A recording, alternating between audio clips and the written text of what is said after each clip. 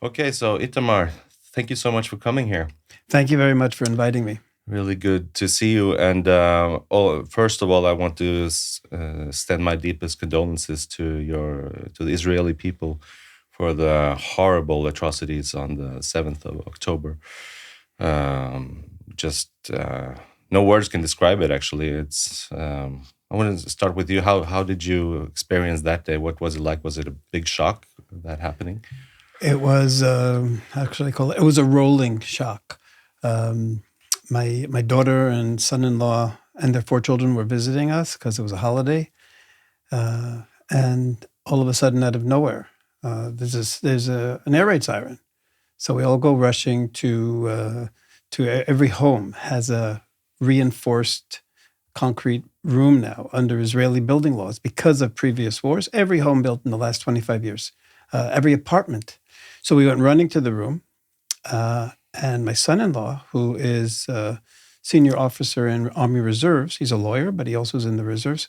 He immediately put on his phone and saw that he'd been called up. So he left, and since then he's been trying to fight against this monster that's called Hamas, this inhuman. So that's the way we were shocked into it. Of course, his children couldn't understand where he was going. His youngest is 2, and his oldest is, I guess, 9. And they see all of a sudden their father leaving them, going in the car, going away. So it was, that's the way it started. And then, of course, the radio we left on the entire day. And first they talked about maybe 100 killed, and then it went up maybe 200 killed. And it was a traumatic day because the people who were hiding in their safe rooms from Hamas were calling the radio, and there were live interviews all day long. And they were saying, please get me out of here. I hear the Arabic speakers outside, and they're whispering, and they're shooting at the safe room, and they can't get in. But I don't know how long I'm going to last. And these conversations went on and on with one person and another. Please call the police. Tell them where I am. This is my address. It was horrific. And of course, the army was taken by surprise. They couldn't get into every place at once with 2,000 or 3,000 of these terrorists into so many different homes. They didn't know where to turn. Anyway, it was a traumatic first day. And then every day the numbers went up and up till it reached the incredible, unimaginable number of 1,200 killed. And then it wasn't just the killed. All of a sudden you had pictures of whole families. There's this picture of a beautiful family, husband and wife, and their 3 children. And they have their picture. They publicize it, their picture. And then you have the 5 coffins next to them. And they were all killed together, hugging each other in their safe room. They got in and just murdered them. The rape of so many women. And apparently they killed all the women who they raped repeatedly so that there would be no testimony. So it's a trauma. It's a national trauma. It's not going to leave our national memory, ever. Ever. This will be a day in our national memory, unfortunately, forever. It's like it's even worse than terrorism, because I was like, what kind of words will I use to describe this event? And I think that, first of all, it's not warfare at all. It's not within the scope of that. So, but the next level down towards hell is like terrorism, but that's not covering enough either, because it was like pointless, sadistic terror.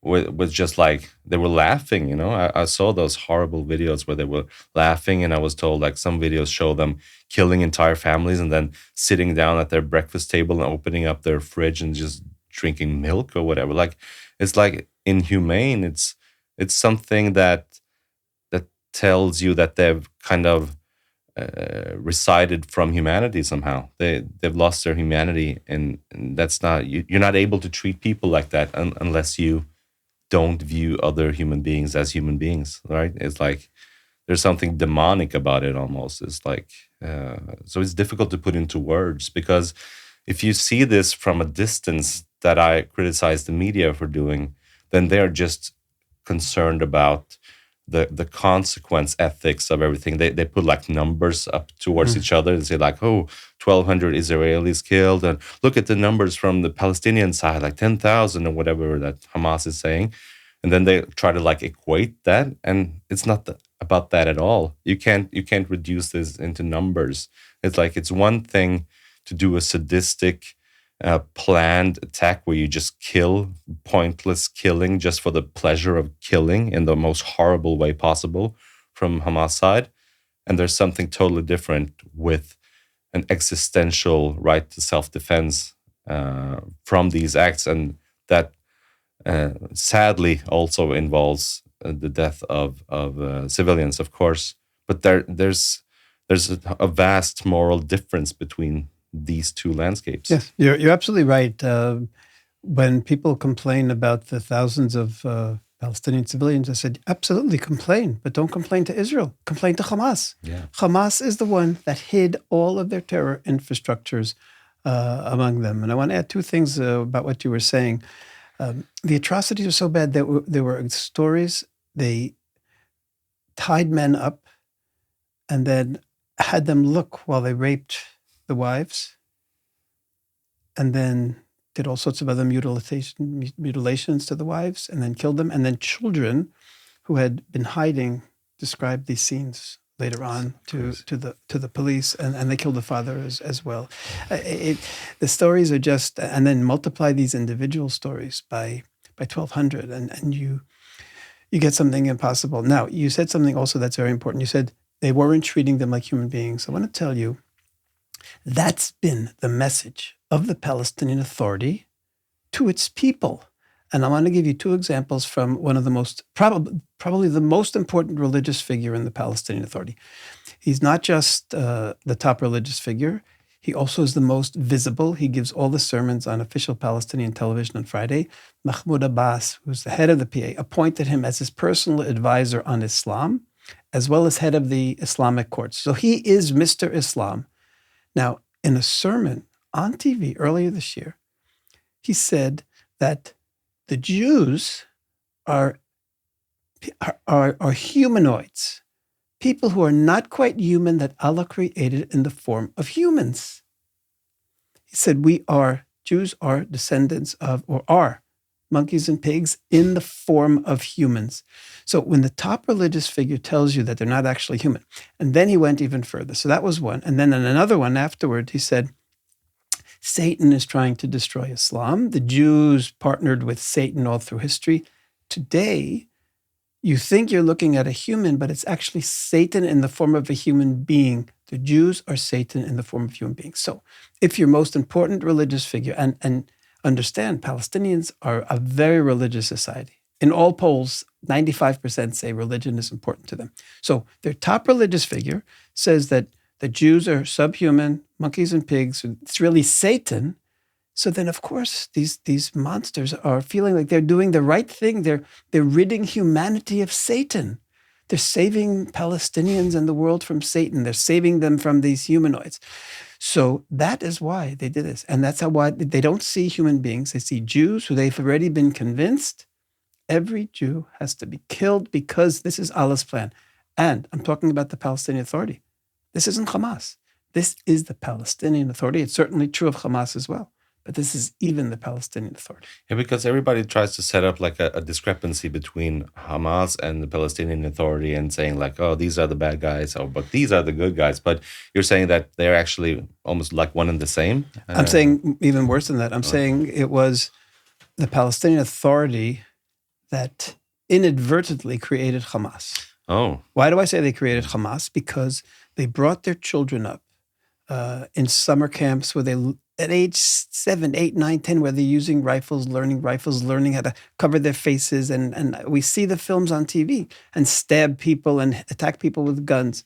They have five, they have altogether 36 schools named after terrorist murderers, serious terrorists. And they also have a school named after Haj Amin al-Husseini, who was a Nazi ally responsible for the deaths of many, many tens of thousands of people in World War II, not only Jews, but also Serbs.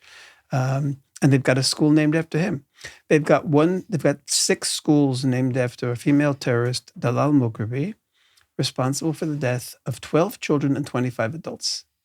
37 people she killed, and she has. So when children grow up in schools named after terrorists, they see them as role models. They're taught to see them as role models. Murderers are role models.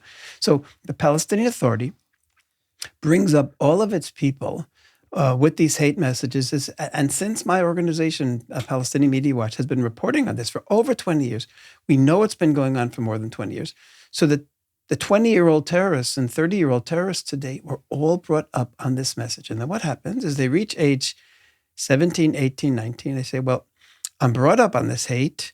I know it's the right thing to do. Hamas is doing it better than the PA. I'm going to go to Hamas. So it was the Palestinian Authority education that created Hamas because people wanted to fulfill what they'd been taught by the PA. And the best way to do it was by joining Hamas. Tell you one more shocking poll. The first polls, comprehensive polls, that came out since the massacre. This is really just, they were publicized, I think, 4 or 5 days ago. This is very fresh. Found that 98% of Palestinians said that the actions of October 7th made them feel proud of their Palestinian identity. 98% of Palestinians are proud of the fact that they massacred all these Israelis. And that was shocking. And the polls show that Hamas is the most popular party by now everywhere, in West Bank, in Gaza Strip, the most popular. People think they're going to win the war. It's this because they succeeded in massacring and doing these atrocities, they have become the number one force in the Palestinian Authority. And that's what is shocking. You cannot separate, as you said, there's no separation between, oh, these are the good guys, these are the bad guys. The Palestinians feel proud about this. Okay, so how reliable would you say that those polls are? And that's one thing. And also, are they in fact able to show resistance and opposition to Hamas and PA, the Palestinians living there, or would they be in some kind of danger, like in Iran or something, showing opposition to their leaders? Are they able to have some kind of free speech and say, no, we don't like this, we're not a part of this? Or like in that sense, are they able to at all express opposition to it? So, first of all, this very reliable polling organization, AWARD, they've been doing polls for years, and they're very consistent in being respected as an accurate. They give all the statistics, how many people they asked. So this is, it's accurate. I'll tell you one of the reasons also why this might have been so popular. 2 weeks into the war, the Palestinian Authority Ministry of Religion on Thursday sent out its instruction sheet to all the religious leaders in the PA who were giving sermons on Friday in the mosques. And they gave them all the talking points. Here, these are the points you have to bring up. One of the talking points that they mentioned was an Islamic source. It's called the Hadith. It's Islamic tradition attributed to Muhammad. It's got the status of Sharia law, Islamic law. And this Hadith says, talks about the future, about the redemption of all humanity. It goes, the hour of resurrection won't come until Muslims fight the Jews and kill them. Jews will hide behind rocks and trees. And then the rocks and the trees will call out, Muslim servant of Allah, there's a Jew behind me, come and kill him. This is explained as the extermination of Jews, the genocide of Jews. And it's saying that the redemption of humanity, resurrection, is contingent. It's contingent on the killing of all Jews. Now, the source exists. The Palestinian Authority has been mentioning this and teaching it to its people on and off for years, on television, publicly, and certainly in the mosques. But here, the Palestinian Authority was telling its people that what happened 2 weeks ago in the southern Israel is part of bringing redemption. That's what they were telling them. They didn't write it. They just gave the quote. They gave the whole quote. And the imams in the mosques, the preachers, of course, they're going to say, this is what happened. Don't be upset about it. This is, every time you kill a Jew, you're doing the world a favor, because we can't have the end of time until all of them are gone. And that was the message of the Palestinian Authority to its people. So it was a message both about what happened, and also at that point, they were hoping that the West Bank would join. And they were basically telling them, if you join, you're also part of bringing redemption. So, and then, of course, you have 98% of Palestinians who are proud. Why? Because they brought redemption. This is a fulfillment of the religious messages. And you have to understand that there are two two ideologies that the Palestinian Authority promotes. One of them is a nationalistic ideology, and one of them is an Islamist, radical Islamic ideology, Palestinian Authority. To the international community here in Oslo, you'll never have a Palestinian leader talk about the religious war against Jews. They won't talk about it. They'll only talk about the nationalistic war, and they'll present themselves as victims, et cetera, et cetera. Yes. But the Islamic side of this war is much stronger. Palestinians, in identity-wise, are Muslims first and Palestinians second. And that's consistent because Islam has been around for thousands of years. Palestinianism is really a modern invention. So they are Muslims, and their Islamic message is Israel doesn't have a right to exist, and Jews don't have a right to exist. So, of course, they're going to be proud. Where do you think that comes from? Why do you think that Islam has that kind of hadith and has that kind of teachings that you have to like exterminate the Jews? Where is that coming from, and why? Okay, there are very conflicting messages in the Quran and in the Hadith. But historically, what happened was when Muhammad announced that he was a prophet, he told the Jewish community and he told the Christians, both of them, he told them, I'm a continuation. I'm not doing something new. I'm a continuation. He then said that Moses was a Muslim prophet. He said Jesus was a Muslim prophet, and he's a continuation. He says, and this is in the Quran. This is in the 5th chapter of the Quran. He comes to the Jews. He describes, I came to the Jews and I told you, I'm not making something new. I'm coming to correct your mistakes. And they rejected him. And then it says he went to the Christians. I'm not making something new. I'm just correcting your mistakes because Islam was God's original religion. This is what he says. But everybody rejected him. He had no success in Mecca trying to convince Jews, Christians, or the pagans to follow him. He had just a few hundred followers. He left Mecca, went to Medina. And Medina, instead of preaching, or in addition to preaching, he started fighting, and he started killing, and he started massacring. The 3 of the most powerful tribes in Mecca were Jewish tribes. And in these wars against the Jewish tribes, so much anti-Jewish ideology entered into Islam. And that's what the answer to your question, where does this hatred of Jews? It happened there when he had a fight and eventually destroyed the 3 tribes. And then he destroyed a Jewish community outside a place called Khaybar. And after he destroyed the Jews, he then went back to Mecca, conquered Mecca, and then continued his expansion. And so that in Islam, there is this belief that once Islam gets rid of the Jews, then they'll be able to continue just like Muhammad and easily go around the world. It's like the Jews are the cork in the bottle. Get rid of them, and then we'll be able to conquer the world, which is what Islam is talking about. You hear it with Iran, you hear it with others, with Hamas, you hear it.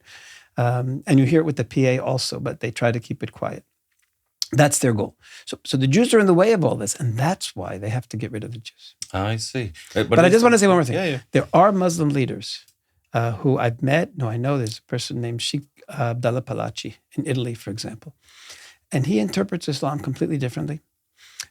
He completely rejects any antagonism toward Jews. I've spoken at conferences together with him, and I've heard him speak, and he quotes all the sources in the Quran where he says Israel's existence is prophesized in the Quran. And it actually, there's a verse in the Quran. The Quran is based a lot on the Bible, a lot of sections they took, I wouldn't say based on the Bible, they took sections from the Bible and entered it into the Quran. And one of those concepts in the Quran, it says that Allah promised that at the end of time, He'll bring the children of Israel back to their land in one gathering. Those are the words in the Quran. Now, Sheikh Balachi says, this means that we Muslims have to support Israel's existence because it's a fulfillment of Islamic prophecy. And that's what he does. And what happens, though, with the Palestinians, we've heard this with our own ears on Palestinian television. A preacher on TV said the following. He was giving this hate speech against Jews, and then he quotes that verse, Allah will bring the children of Israel back to their land in one gathering so you can kill them. He added it on. Now, we know the verse. The average Palestinian doesn't know the Quran by heart. He's hearing that Allah is bringing the Jews to Israel so that it'll be easy to kill them in one place. That's what they've said. And that's how Palestine. We've heard people on the street saying this. The Jews are all brought here. Israel exists because it's easier to eliminate them if they're in one place. So they're just interpreting the Quran like they want to, like cherry picking some here and some there, and adding on some here, and just confirming what they want to confirm. I believe that peace will come between Israel and the Palestinians, and only when the Palestinian religious leaders will look at that verse, that chapter in the Quran that talks about the Jews coming back to Israel, be convinced and recognize that the simple meaning of that verse, the true meaning was that the Jews are going to return, and that Muslims have to support Israel because it's a fulfillment of the Quran. When they can do that Islamic switch, then we'll be able to have peace. As long as they believe their current explanation, Jews are coming back so that they can be killed easily, there's never going to be peace. And you can negotiate and make compromises and ceasefires as much as you want. As long as they believe we're in Israel to be killed, there's never going to be peace. But would you say that this anti-Semitic interpretation of the Quran is like a pan-Islamic phenomena? Is it everywhere where you have like also liberal modern Muslims think of this? Or do you think that this is located only to like the Orthodox, like Iran and Palestine and certain areas, or is it everywhere, like a global phenomena? Unfortunately, it's very global. One of the main sources of the problems is Al Jazeera. The Arabic Al Jazeera, much more than the English language, but the Arabic Al Jazeera has the Muslim Brotherhood ideology, and that's how they interpret it. Hamas is a branch of the Muslim Brotherhood. That's how they interpret it as well. The hatred, denial of Israel's right to exist, denial of Jews. This has been a message, and the Arabic-speaking world has been listening to Al Jazeera for the last 20, 25 years. So, and that's why we have now in this war, we have marches of Muslims all through the Western countries, calling essentially for extermination of Jews, celebrating the Jews who were murdered because they've all bought into this twisted interpretation. I'll say something else which is interesting. In my office, we have Arabic language experts at Palestinian Media Watch and also experts in Islam. So I asked my best Islam expert, I said, I want you to go through the commentaries on Islam, on the Quran, on that particular verse that the Jews will come back to the land in one gathering, and see if there was any interpretation. See when the first interpretation that twisted it into, instead of something positive, into something negative, Jews had to be killed. And he went through, and there was no twisting of that interpretation until the last century with the Muslim Brotherhood. In other words, throughout, from the beginning of Islam until 100 years ago, Muslims accepted that the Jews would return to Israel. And that would be fulfillment of Quran. And 100 years ago, at the beginning of the period, or let's say 20, 25, 30 years into the Zionist movement, the local Muslim leadership, really one person, and again, we're talking about Itamar Marcus, he incited everyone against the Jews by claiming, by reinterpreting this. We have to fight the Jews. We can't let them be here. This is got to be Muslim land, et cetera, et cetera. So, but it's incredible. Centuries, Muslims believed the Jews had to come back to Israel, and only the last century it's not. But why do you think that change happened? Was there different factors leading into this, causing this change? It happened because of the political desire of Benyamin Netanyahu to destroy Zionism. So he reinterpreted Islam at that point. In other words, it wasn't that he studied the sources and came to the conclusion. By the way, and Sheikh Palachi, by the way, also explains that hadith that says the hour of resurrection will not come. So the actual verse says the hour will not come. Now, there are other places in the hadith where the hour will not come. It's talking about the hour of resurrection. It's clear. And he says, in this case, we don't have to interpret it that way. We could say the hour will not come, something that happened centuries ago. It's over, it's history, it's the past, it has no relevance for today. This is Sheikh Palachi. So we need those Muslim leaders like him. Now, Sheikh Palachi is a lone voice out there, maybe a few other voices. We need Muslim leaders to, you can't just come and say, Islam is a moderate religion. No, you have to come and say, this is why we believe, we interpret that hadith doesn't apply anymore. We interpret that the Quran, we don't interpret. The Quran says Jews have a right to live in Israel. And it's a prophecy. Zionism is a fulfillment of Islamic prophecy. Say that. Until that happens, we're not going to have peace. Also, I feel like the conflict between Israel and Palestine. I feel like speaking from a Norwegian perspective, I feel like in the society here, there's a consensus that this is about the land areas and Israel is occupying, and of course they're unhappy with that, so that leads to attack. That kind of narrative, right? So, but seeing that 7th of October attack, I feel like it's not about land areas or geography at all. This is a religious war where you just want to exterminate Jews, cost wherever it has to cost, right? And so it's not really you can't really say that it's about an occupying force like Israel and taking their lands, and it's not really about that anymore. When you see that kind of sadistic attacks, how much do you feel like, if you have to scale it, how much of this is like a certain, how much of this is a part of a conflict about land areas, how much Israel is supposed to have versus like Gaza and Palestine, how much of this is like a pure religious conflict between Islam and Judaism? Even the land aspect of the conflict, the Palestinians tell their people, is also based on Islam. And I'll explain to you. There's this concept in Islam of a land that is under Muslim rule. And then the land becomes waqf, Holy Islamic Trust. Spain, for example, Muslims, Hamas talks about it often on their program. I've seen it even on their children's programs where they tell the children that eventually Spain will be under Islam again. Because any land that was once under Islamic rule has to remain under Islamic rule forever. And if someone else is there, you have a personal obligation to destroy them. You're allowed to make temporary peace, but you can never, because it's Islamic land. And that's what both Hamas and the Palestinian Authority all teach their people. The Mufti, as well as the person I mentioned before, the other Palestinian religious leader, Mahmoud al-Abbas, Abbas's advisor, have both said that every bit of Israel, every bit from is on Islamic waqf, meaning this is a religious war even for the land. So it's a religious war against the Jews, and it's a religious war for the land.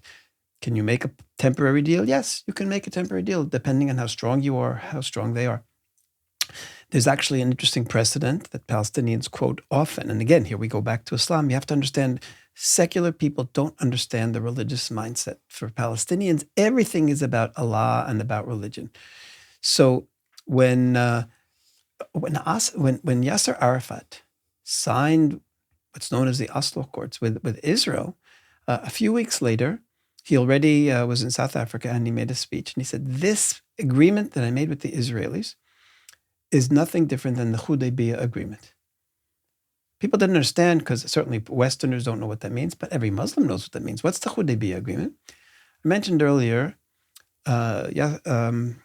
Muhammad defeated all the tribes in Medina, and they went back to Mecca, because Mecca was what he wanted. It had the Kaaba, it had the big stone. He wanted that to be the center of. So he goes back there, and he conquers all the tribes. He conquers everyone on the way, and he's outside the city. And the Quraysh tribe of Mecca is very strong, and he realizes that he can't defeat them. So he signs a 10-year peace treaty with them. And then 2 years later, he's strong enough, and he goes in and he conquers Mecca. And what Arafat was telling his people, this is no different than the agreement with Hudaybiyah, signed at Hudaybiyah. Why? Because he's telling them, we can't destroy Israel now. But once we get inside, we'll get stronger and we'll destroy them. So he has said it. Palestinians have been saying it on TV. And this Mahmoud Abbas's advisor said it as well. In fact, he went even further. He said, we all know the story of Muhammad. He signed the deal for 10 years. 2 years later, he conquered them. That is our model. He said it. So Palestinians are hearing, okay, we can make temporary peace with Israel, because eventually it's all tactics. The goal is destroying Israel in the name of Islam. So, like I said, Islam is the driving force, even of the land aspect of it in the Palestinian Authority. What do you think would happen if, because you mentioned like 98% of people are proud of this 7th October attack in Palestine. What do you think would happen? Let's imagine those 2%. if some of them were to speak up or like make an Instagram video or anything like this is not Islam. This is we're not proud of our leaders. Would they be able to do that? Would they be thrown in jail or killed? Or is there like any room for opposition in those areas? Do you think? So I'll tell you a story about. We work with a number of Palestinians for years now. These are Palestinians who really want to have peace with Israel. And there's one Palestinian who he actually still today lives in a refugee camp. And he has worked with me and he's met with me a number of times when members of European parliaments have visited Israel. I've met with him in an area that he's got allowed entry and Israelis can go safely. So he can get to there. We go into a restaurant, we have dinner, and I make my presentation. I show Palestinian education, and he talks to the members of parliament. He tells them what his life was like living the Palestinian lie until he met some Israelis. And then he realized that his whole life had been a lie and that the Israelis want to live with him in peace. And it's his own leaders, the Palestinian Authority, who don't care about them, who are poisoning them with hatred about Israelis and hatred about this. And he said he was horrified. And then eventually he's been a real peace activist, meeting with Israelis regularly and even with MPs. And he tells them, listen, you don't realize you're making a mistake by supporting the PA. And he says, I can't live under that Palestinian Authority because there'll be no freedom and it'll be corrupt and it'll be a religious. So they asked him one of the times, they said, how many Palestinians agree with your opinions? And he said, I don't know. I'm afraid to tell people my opinions because I would be arrested by the PA police and tortured or worse. So then they said to him, well, how many people do know your opinion? So he goes like this, he counts and he says, maybe 5 people. So you have a person who wants peace with Israel, really peace. He hates the Palestinian Authority because they don't want to have peace because they're manipulating their own people. And he says that he can only tell 5 people. So that's the tragedy of the PA. Now, what we see with these polls, though, is that he's right. He really can't trust anyone. When he says, I could only talk to 5 people, he can't. When 98% are proud of the atrocities, you know that you have nobody to talk to in the Palestinian Authority. And this was a real, I mean, it wasn't a shock for us at Palestinian Media Watch, but I think for Israelis in general, it's going to be a shock. And it's something that we're going to have to take into consideration when we plan the future, both with Gaza as well as the Arabs of the West Bank, the Palestinian Authority. If this is what Palestinian Authority education leads to, forget about the atrocities of who did it. It's not just the 3,000 people, and it's the whole population that supports it. When their education created the society, it means education has to be taken over. Society has to be taken over by outside forces. We talk about having European umbrella run the civil life in the Gaza Strip. This is what's being discussed in Israel. I don't know about here in Europe, but in Israel, that's how we see it. Israel has to be in charge of security and some kind of a European force to create education, sports, culture, everything. We need the same thing because amongst Palestinians, I mentioned before the 31 or 36 schools named after terrorists. You've got sporting events all the time named after terrorists. You've got streets named after terrorists. You've got events all the time in the programming. This year's summer camp. So it was the theme of the entire summer camps of the Palestinian Authority because everything's controlled under one umbrella. So Jibril Rajoub went on TV. He's the head of the Sports Authority.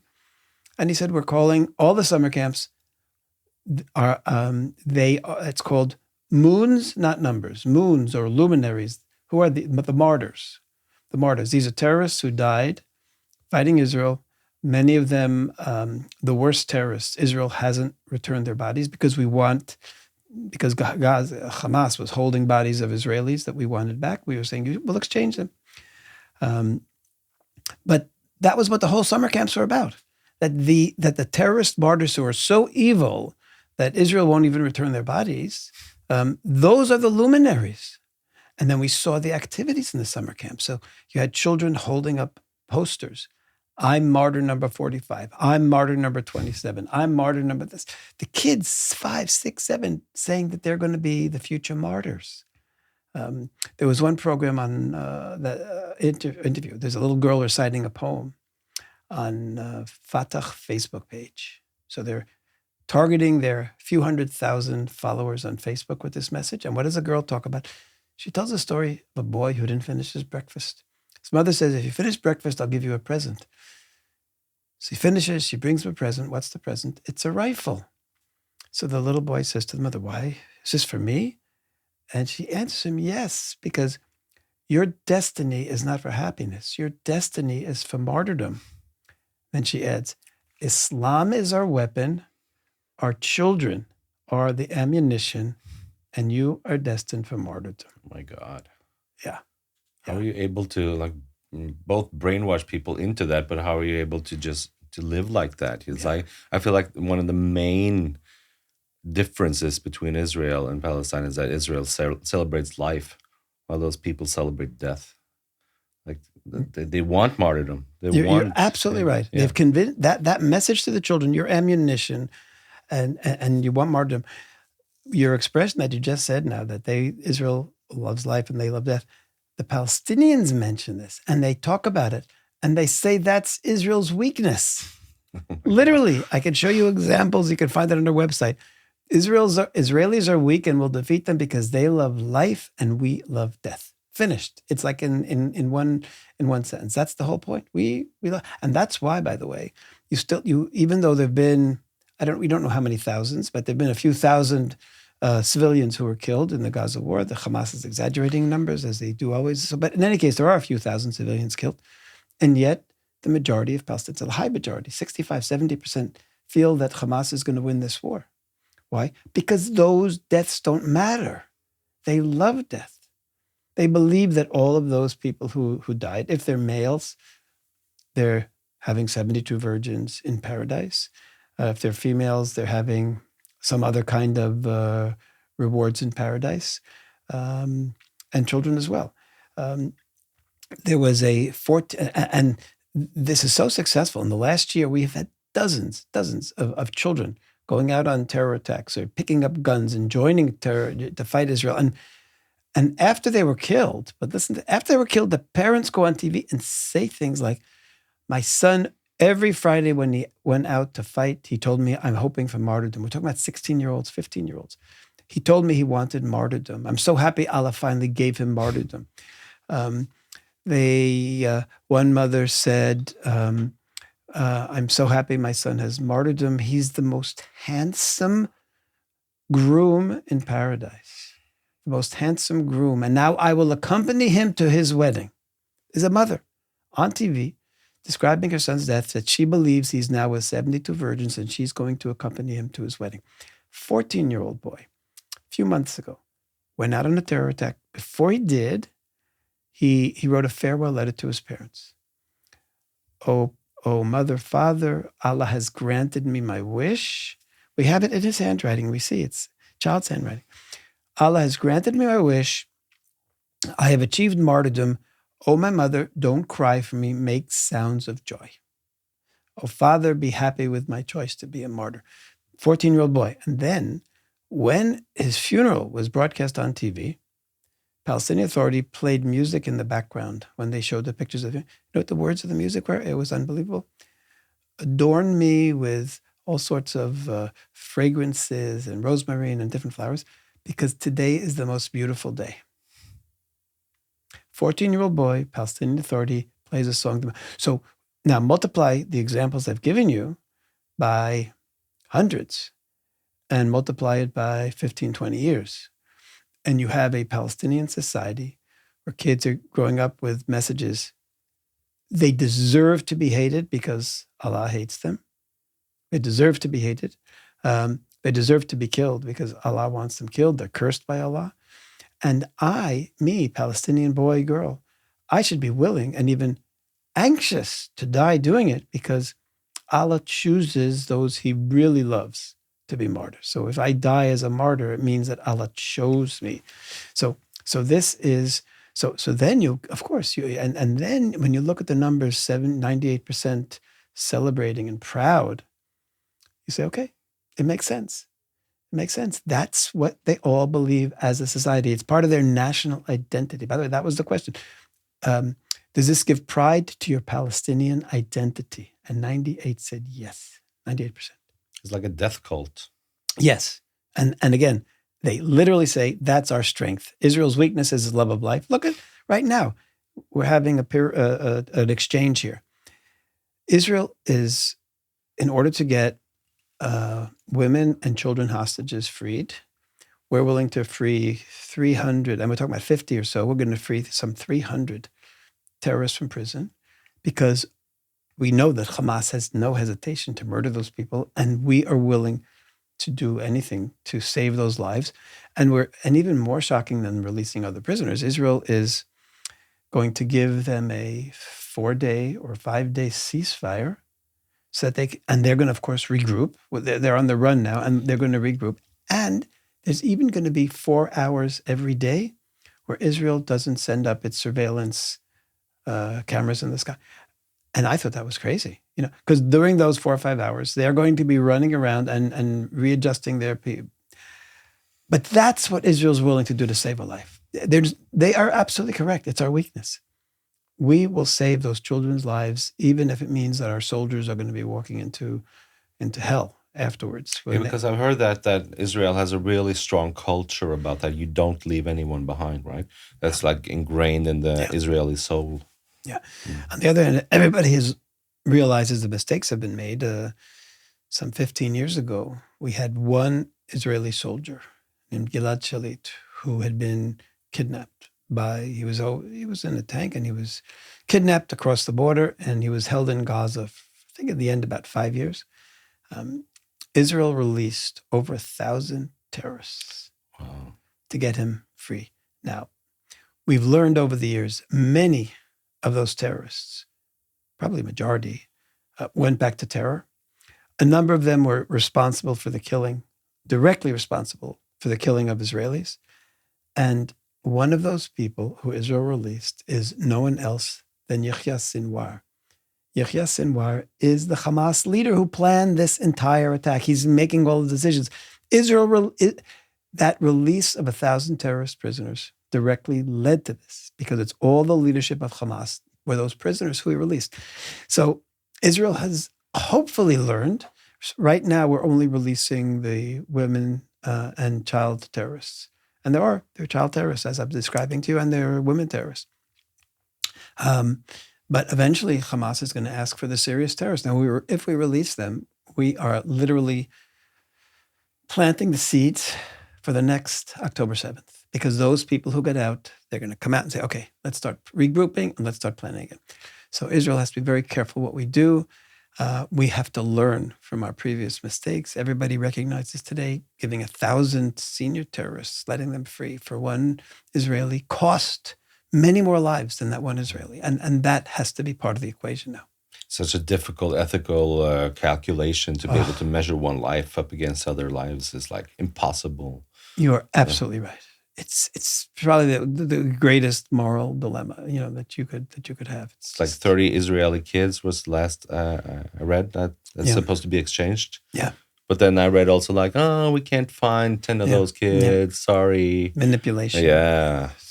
And then suddenly they're probably like, no, sorry, we can't do it after all. And you broke our agreement. And I also read that they were going to, not at once, they have to do it over the course of these 5 days or something to see that Israel holds up their part of the agreement or something.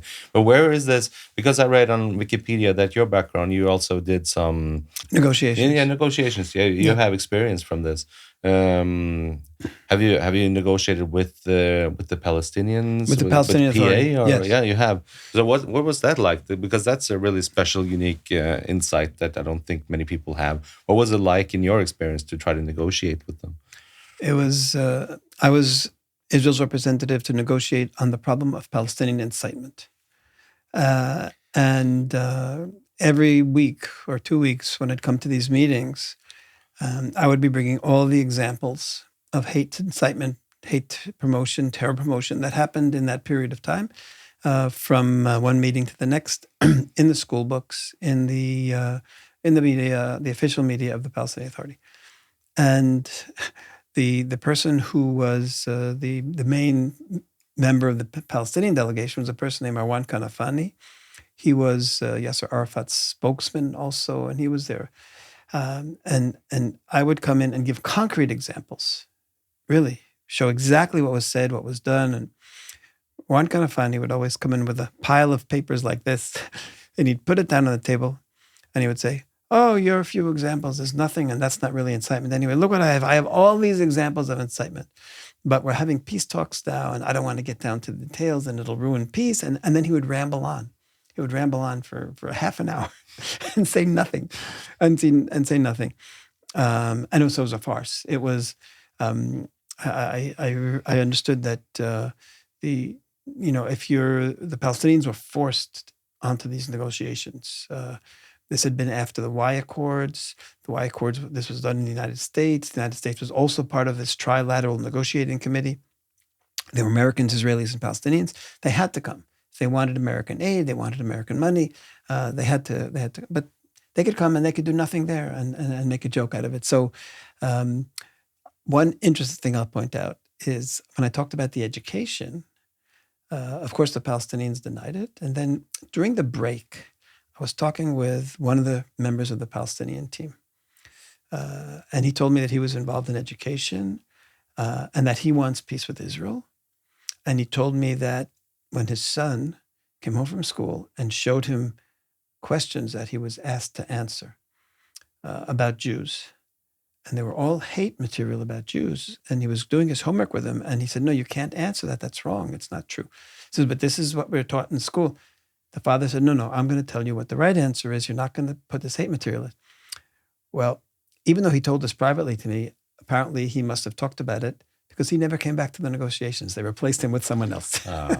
So they're watching everything they say. They're watching everything. Mm-hmm. And if somebody wants to have peace with Israel, he wouldn't even come to the negotiations. They don't even want peace. That's the thing. Like everybody, because I think that's an important topic to address, because we see this, like here we are in Norway and Oslo and from Europe, we see all of this stuff through a Western lens mostly, because it's difficult to put yourself in a totally different set of shoes and see this from the perspective from Israel or from people living in the area, because we see this through a Western lens. And here we have it so good. We have peace. We don't have war. We don't have rockets coming into our head every day. We see this like everybody probably wants peace, right? That's like our axiom. That's like our starting point.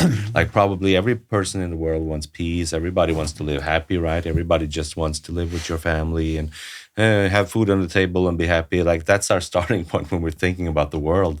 And if that is your starting point, then of course you see Palestine and Israel as probably not somewhat equal parts, and they just want peace. They just want their lands, and Israel just want their land. Can everybody be happy and be friends together and sing Kumbaya? Like if you see the world through that kind of naive lens, it would be really good if that was the case, like everybody was like that, but it's not like that. And like we've discussed here, like unfortunately kids are brainwashed. It's not their fault that they're brainwashed from early age that you have to hate Jews, you have to kill Jews, you have to exterminate them, and your God will be proud and you'll have 72 virgins. And if that is how you're raised and that is the culture, and you're not allowed to say against that, that's the only thing that matters, then you have to be able to switch your paradigm for how you see this. And it's really difficult through a safe, happy Western lens to see this stuff. And that's why I think that leads to that kind of confusion and such a discrepancy between how people see this, because I see a lot of people discussing it here in Norway. Think of it like what I just described, like these are just people too, like how can you say that they just want death? And of course they are. So that leads to these kinds of marches, and you see in the public discourse in Norway, you have people only talking about Palestine, like from the river to the sea, chanting and having them only focus on Palestine and talking about Israel like they are the big bad wolf here. Like, oh, Israel is killing a lot of civilians. We have to drag them in front of the international court in Hague, and these are war crimes. And you have that kind of view on it. Like it's totally like it's so disturbing, because that's not the case at all. It's like Israel wants peace, but how can you have negotiations and peace with somebody who doesn't want peace, who wants war, wants to kill you? every day, every opportunity that you get. You made a very good point when you said people say, how can you say about them that they don't want peace? One of the things that's, I think one of the reasons the organization that I had, Palestinian Media Watch, is so effective is because we don't tell the world what the Palestinians believe. We let them hear it in their own words. Mm-hmm. We show them the school books. We show them the interviews on TV. We show them the children's programs. I mean, I could show you 100 children's programs where children under 10 years old are reciting poems about either attacking, killing, shooting, and being martyrs that have been going on for years. So then a person sees this and they realize, wait, it's not Israelis saying this about Palestinians. It's Palestinians teaching their own people. What I always say is everybody has to listen to the Palestinians, listen to what they say. Don't tell them what they believe. Listen to what they say they believe. Because here in Europe, the world is telling them what they believe. Oh, you believe in peace. You believe in coexistence with Israel. You want to live side by side. You believe in life. You believe in the same values. You said it also before, and it's so true. Everybody thinks that everyone is like them. We imagine that people have the same values as us, but they don't. And the hardest divide, I think, is from the secular mind to the religious mind. And I don't mean secular people who have no belief, because there are people who live in secular world and they also go to the synagogue or church and they have a certain belief, but it's not like the one whose entire world is his belief. In the Muslim world, especially the Palestinian world, Islam is not, well, I'm a human being and I'm a Palestinian, I'm a this and this and this, I'm also a Muslim. No, I'm a Muslim. I'm a Muslim. And I also have a Palestinian identity. I also have an Arab identity, but I'm primarily a Muslim. And that they take with them 24 hours a day, that concept. And then when they believe that message of their religion, this is what Allah wants of them, includes all those terrible things, destroying Israel, destroying Jews, it becomes the ethical thing to do. And there is nothing you can say. I'll tell you a fascinating study that I once saw, and it's not connected to Islam, but or Muslims. But they asked people. They asked social workers, I think I even was, to read an article. And afterward, they said, they had questions. Do you agree with the policy presented by the person in this article? And a certain percentage said yes, a certain percentage said no. And then they had another group of same social workers read the same article. And they wrote in the middle of the article, the international expert, professional so-and-so, said that, and then it continued with the same thing. All of a sudden, just by having the message, the polls showed, the study showed that double the number of people trusted the expert now, had the same opinion. In other words, the arguments were the identical arguments, but these were attributed to an expert, an authority. When people hear something coming from an authority, they accept it more than if they just hear it as an opinion. Well, for Palestinians and for Muslims, if something comes from Allah or Muhammad, oh my God, that's it. That's the ultimate authority. It doesn't matter. He can say something which seems impossible. You can take these children, massacre them, you can rape them, you can cut their limbs off. I have the best authority. I have the top authority. And I think that they almost like lose their freedom of thought. They lose their independent thought because everything comes through this filter of this great authority of Islam. And again, once you have this interpretation of Islam that the Palestinians have, that's it. That's it. We have the authority. We can massacre. We can kill, and it makes us proud. We've done what Allah wants. End of story. And I think that what's also dangerous here in the West is that we have a postmodern lens that we view things through, which is almost like black and white. If you have that paradigm where you see like weak equates or equals good, and strong equals bad. So if you see the world like that, then of course, oh, Israel is strong, it's modern, has a high-tech defense system, has Iron Dome, has soldiers, is a Western country. Ooh, they must be bad. Ooh, Palestine, they're poor. They only have simple rockets. They must be good. Like if you see the world through that lens, then there's no negotiation, there's no nuance. There's only that, and I think that comes from a postmodern view. And also, if you combine that with wokeism, like we see in the culture today, and where people just want to jump on the oppressed train, like if you see some kind of oppressed group, then suddenly you're out chanting from the river to the sea without knowing anything about the history or anything about this stuff. It's like you feel like I feel like it's a lot of virtue signaling going on, where people just find, ooh, who's the victim today in the world? They're probably the victim. Let's go chant for them without even knowing anything about the conflict. So what do you think about that kind of view? Do you also see that in Western countries and the United States, and people seeing the world like a victim narrative in that sense? I think you're absolutely right. And I think it's even more than just the victim. You're right. It's the victim, it's the weak, and it's not just a narrative of today. Look at children's books. But what are the popular children's books? I'm assuming that, from in the Western cultures, and many of them, look at the Cinderella stories. She was the weak, she was the oppressed, the child identifies with her, and then she marries the prince. Snow White. I mean, it's all of these stories, all of the fairy tales have the strong and the powerful, and the abused and the weak, and in the ones that have the happy ending, which is most of them for children, certainly today, then it's the weak who gets to the top. So it's part of our Western culture, and children are brought up on this. Again, and it's Western culture. We're talking about going back now for hundreds and hundreds of years. That could be. I mean, if we go back even further, a few thousand years, you look at Greek Roman society. That wasn't the case in those days. Power, strength. That was the ideal. That was what was honored. And then there was some switch then, and probably fascinating to study it historically. When did society create this value instead of glorifying the strong, but recognizing that the weak has rights and supporting the weak? Because that would be fascinating. But in any case, that's what our Western culture has been now for hundreds of years.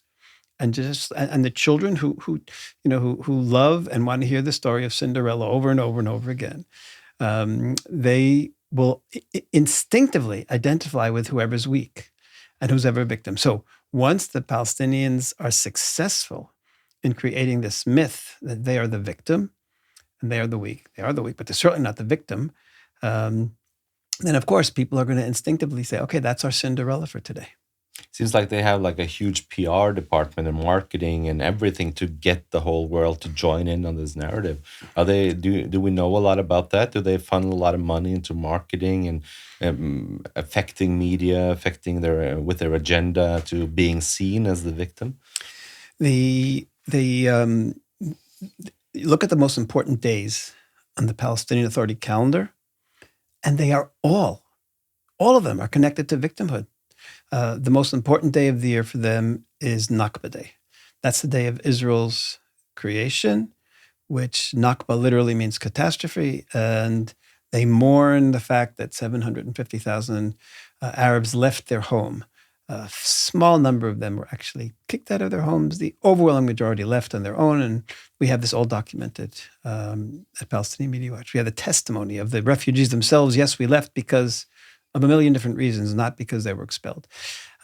So that's the most important day, Nakba Day. The second important day is the anniversary of the Six-Day War, where Egypt and Jordan and Syria were planning to attack and destroy Israel, and Israel expanded its land. That was another important day for them is Balfour Declaration Day. In Israel, you ask Israeli kids, do you know what Balfour Declaration is? They're not even going to know it. They're not going to think about it. But for Palestinians, it's important. It's also important for something else. I'll just have to give you another statement about Balfour Day. Palestinians tell their people that there was no such thing as Jewish history in the land. There never was a kingdom of Israel, a kingdom of Judea. The temple never existed. Even though there have been thousands of coins with Hebrew script on them. And there have been, the names of people have been found on stamps, names of people mentioned in the Bible. It's all documented today. You have the Kingdom of Israel even appearing in the writings of neighboring countries, in the Assyrian writings on stones. It's etched in. The Hebrew king, Achav, and his 10,000 soldiers, we defeated them. So it's all there. Palestinians deny this to their people. They say that Zionism started with the Balfour Declaration, and that's why they mourn that day. But you have to hear why Balfour did this. And the answer is Jews have been so evil throughout history that the Europeans in self-defense were massacring them all the time. They were killing them all the time. And finally they decided, let's get rid of this human waste. Now, I'm using an expression that was just used 2 weeks ago on Palestinian TV. Human waste. Let's get rid of this human waste. And so they came, and the Europeans invented Zionism to these people who had no connection to the land. And they stole this land, placed them here. And that's why Israel has no right to exist. 2 weeks ago, on Palestinian TV, official PA TV, they were interviewing a Palestinian, and he was explaining why the Americans and the Europeans are supporting Israel in their fight against Hamas. And you won't believe his answer. He said, the Europeans and Americans were so happy to get rid of their human waste and place them here in Palestine. He said, they don't want Israel to lose, because then if they do, they'll have to take back this human waste. So that's why the Europeans and the Americans support Israel, because they don't want Jews to, he called it a reverse immigration. They don't want the Jews back. But this, you have to understand, when a Palestinian grows up with this ideology, everybody wants to get rid of the Jews. We want to get rid of the Jews. Nobody likes having them. So they feel like they're the victims of the Jews here. And the Europeans dump them in. Of course, they'll then hate the Europeans. They'll hate the Americans. They'll hate everyone, because life was wonderful before, which of course it wasn't. But that's a separate story altogether.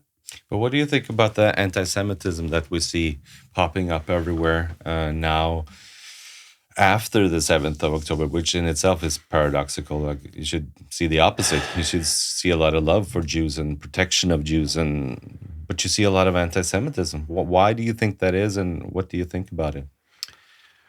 Well, I think a lot of it is coming, as you described, from a lot of those so-called victim organizations, victim groups, who perceive themselves, because Palestinians are victims, and we are victims, and they're victim of the Jews, so therefore we have to hate the Jews as well. That's what's going on. It's just simply a solidarity with everyone who has someone who's stronger than them. And victim culture. The victim culture.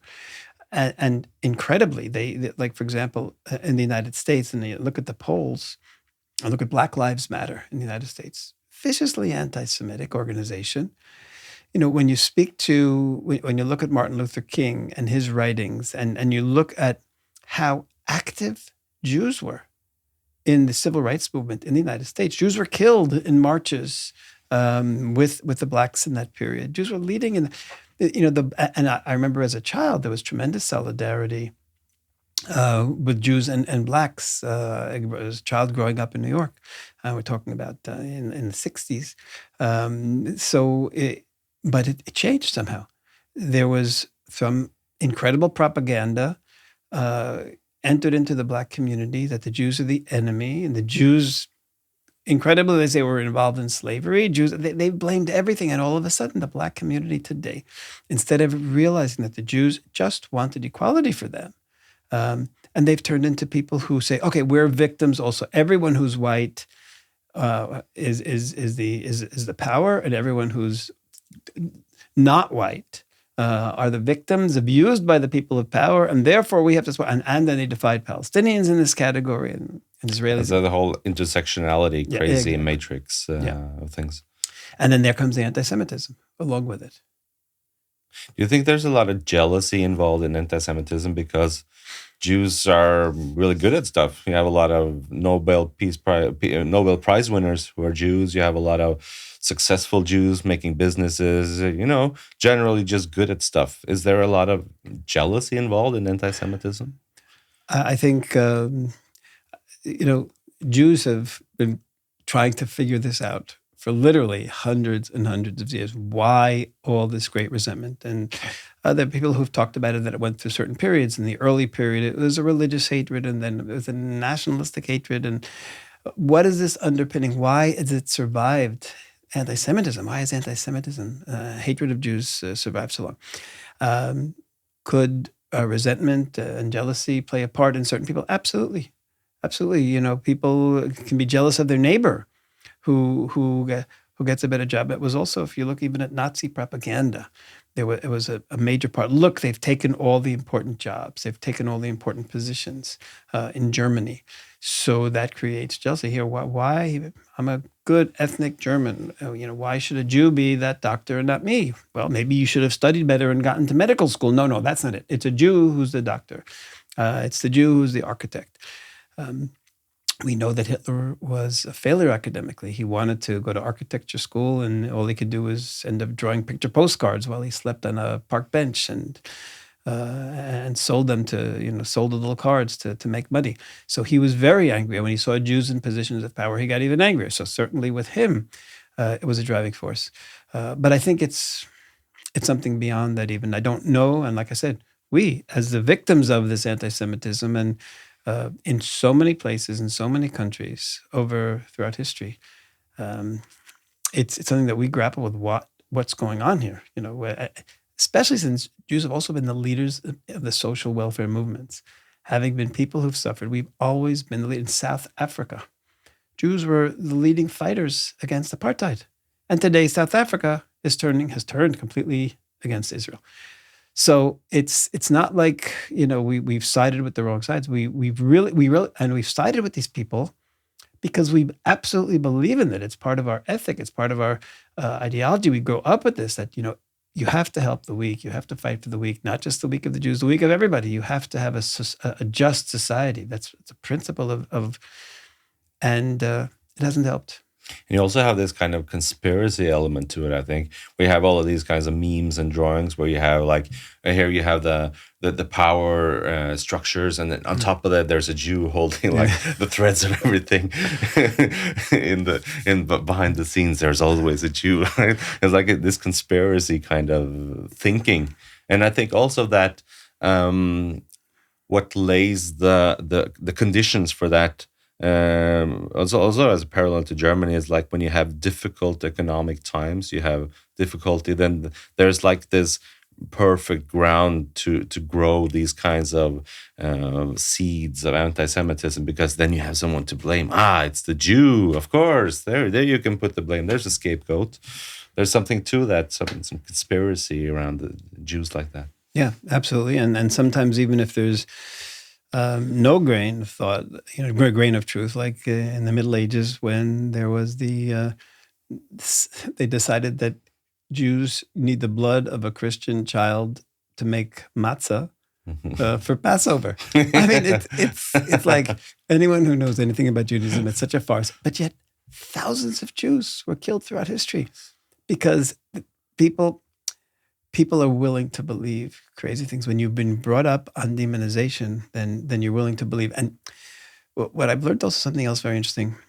I've often asked the question, how do you turn good people into terrorists and terror supporters? Because, in every society you've got fringe who'll support terror. How do you turn good people, like you have here with the Palestinians, 98%? How do you turn good people? And the answer is you have to make them believe that the hatred is the right thing to do. It's the ethical thing to do. And when you can demonize the Jews so totally, then you feel proud in your hatred. I'm saving humanity.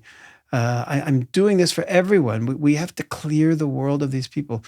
This is what Allah wants of me. Or Hitler wrote in Mein Kampf, when I defend myself against the Jew, I'm doing the work of the Lord. He has a whole tirade before this about the Jews control this, the Jews control that, the Jews control the banks, this is socialist Jews. He has this whole thing. Then he concludes at the end, when I defend myself against the Jew, I'm fighting the word for the Lord. I'm doing the work of the Lord. He had two components in there that the Palestinians have also.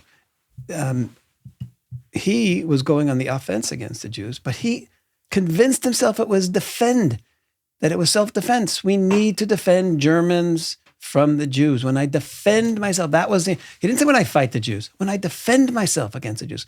And that's what the Palestinians, and I think the worldwide anti-Semitism today has convinced themselves of, that fighting against the Jews is self-defense. They control this, they control that, they have too much power. This is self-defense. And that's why I'm justified in my hatred. I'm justified. It's the right thing to do. Hitler claimed by saving humanity, by killing the world, by getting rid of the Jews. He believed it. He believed it. And certainly the people who followed him also believed him. And I think the people who are going with anti-Semitism today around the world, they're not necessarily bad people. They're people who've been so convinced that the Jews are the source of all the evil that they have literally, I'm doing the right thing by screaming out against the Jews. And it's so dangerous to believe in your heart that you're fighting on the good side. You're doing some good in the world. You are on the side of, you're the right side of history. You are on the good side. I think that's dangerous to walk around. There's an arrogance to it, to think that I am on the good side. I'm doing good work. I think it's so much more important. I think the antidote to that is, rather than focus on what's good and bad, focus on what's true, on truth. I'm on the side of truth. That's more important, because what's good and bad is too large of a question for humans to find out, to calculate, to come up with, because it's so difficult, and you can be led astray, you can be manipulated, you can be pulled towards this or that, or be unaware of your own subconscious things going on inside of you, which makes you believe that you're on the side of the good. So it's dangerous, because I think everybody in history, all the terrorists, were believing in their minds that they were fighting on the side of the good. So that tells you how dangerous that is. Yeah. They believed they were fighting on the side of the good because they believed the truth was on their side. In other words, if you have the Islam, which they say is pure truth, and then they can blow up the buses in Britain, and the World Trade Center in the States, and trains in Madrid, because we have truth and good and righteous on our side. And you put all that together, then people will do anything because they're convinced that this is the ethical thing to do. And that shows how important re-education of the whole thing is. When I know, even in my contacts, in our contacts with Israeli intelligence over the years, Israeli intelligence is looking for terrorists. They want to know who's joining terrorist organizations. They want to know if guns are being transferred. They want to know. At Palestinian Media Watch, we're looking not for the terrorists tomorrow or next week. We're looking at terrorists 10 years down the line, 15 years down the line, 20 years down the line. Because that child who has been already convinced, in kindergarten, gets all excited by, he's going to kill the Jews. And and he grows up, and it's reinforced with, he gets the first dose of this drug when he's a kindergarten, and then he gets booster shots his whole life. And he gets no messages to counter it. No messages. Throughout his whole life, he's getting booster shots, booster shots, booster shots. I once was speaking to university students, and I said to them, there was some child, who I showed them on TV, who was talking about killing Jews. And I said, if that child goes out tomorrow and kills a Jew, you realize he's been hearing this 4, 5, 6, 7, 10. Is he responsible for his actions? They say, oh, of course not. No. Then I said, well, 25-year-old Palestinian who kills an Israeli, is he responsible? Definitely yes. I said, okay, let's go. 24 years old and 10 years old. And then I kept going, well, not 10-year-old, not either, 11-year-old. And I kept going down, well, at what age does that innocent Palestinian who's been brainwashed his whole life, all of a sudden you expect him to change? And the answer is, it's almost impossible for him to change. Of course he's responsible if he's 25 or 18 or 17. But he almost didn't have a chance. The Palestinian hate education is so powerful that if you look at every age, what they've been teaching them you realize that they almost didn't have a chance to be decent people because they had been brainwashed before they had a chance to think and reason. So sad, and it's also sad because I've also heard that even Palestinian kids are dangerous to Israelis and Jews if you meet them because they've been so brainwashed and trained that I see a Jew, I'm going to kill him. Like it's actually dangerous to meet not only the adults but also the kids. There have been many cases, like I mentioned, there was that 14-year-old who I mentioned, but there have been, well, we've seen on security films, 14-year-old kids, 13-year-old kids, have a knife, and all of a sudden they pull out the knife and they go and they start trying to stab Israelis. And what's also most shocking is when you see a 14-year-old stabbing, you'd think if the child wanted to survive and succeed in the stabbing, he would go after a civilian and stab a civilian. We've seen security cameras where two 14-year-olds, I'm thinking now of two cousins, two 14-year-olds near the entrance to the old city of Jerusalem. You see them both take out their knives and they go and they start to stab two soldiers, each of them, but who were amongst a whole group of soldiers. So, of course, the soldiers took their guns and they shot and they killed the children. And I'm saying, what's going on here? And then I remember, it's so hard for us to remember that these kids wanted to die. Martyrs. They wanted to be martyrs. So they're attacking the Israeli soldiers. I'm going to try to kill them, but if I don't kill them, okay, I'm going to be a It's martyr. almost like a new diagnosis. It's like suicide by IDF. Exactly. Exactly. It's exactly the case. Because if they wanted to live, they would attack a civilian. There are so many civilians roaming around. No, they attack the soldiers. Those 14-year-olds want. And also they get a kind of bonus value in that because they get good press for Palestinian Hamas, because then they can say, look, IDF is killing civilians, killing kids. Look, it's like they get even more, they get a boost for the press coverage that they want to have, to be seen as the victim. You're absolutely right. That's why the leadership does it. In other words, the kid doesn't realize he's been manipulated by the leaders. We have a statement, I'll just tell you, by WAFA, the Palestinian news agency, that says that one of their goals every year, they try to have the UN blacklist the Israeli army because of the numbers of children who've been killed. Okay, so now we know what their goal is. So if the Palestinian Authority wants Israel to be blacklisted, now we understand why they're telling their kids to go out and attack Israelis and be martyrs. Because the more of them that go out and be martyrs, the closer they'll be to successfully. And you know something? Every time Norway or the European Union or the Americans criticizes Israel for the large number of deaths, they are actually sentencing more Palestinian children to death. Because if Norway criticizes Israel for the deaths of children, the Palestinian authorities say, our tactic is working, let's send more kids to die, let's send more kids to die. And they'll keep this message going in the summer camps, in the school books, on TV. You're going to be a martyr, you'll be a hero if you become a martyr. And Norway, European Union have to be very careful. They should be condemning the Palestinian Authority for brainwashing children to be martyrs, and not condemning Israel when we end up shooting at a 14-year-old who comes at us with a knife. Why isn't Norway, the authorities and Western media seeing this? Is it like, do you think they're not really seeing it because they're so covered up in their own narrative that they have a specific way that they want to see the world? Or do they see this, but they just don't want to address it? Or what do you think this is all about, that we're not calling it what it is? I think it's the Cinderella syndrome again that I mentioned before. They've already, as you said, they've got that narrative of Palestinians are the Cinderella and Israel is the stepmother, or sometimes they call it the David and Goliath. That's what they've decided, and they put everything. They put everything through this prism, and they have to realize that they are a major part of the problem.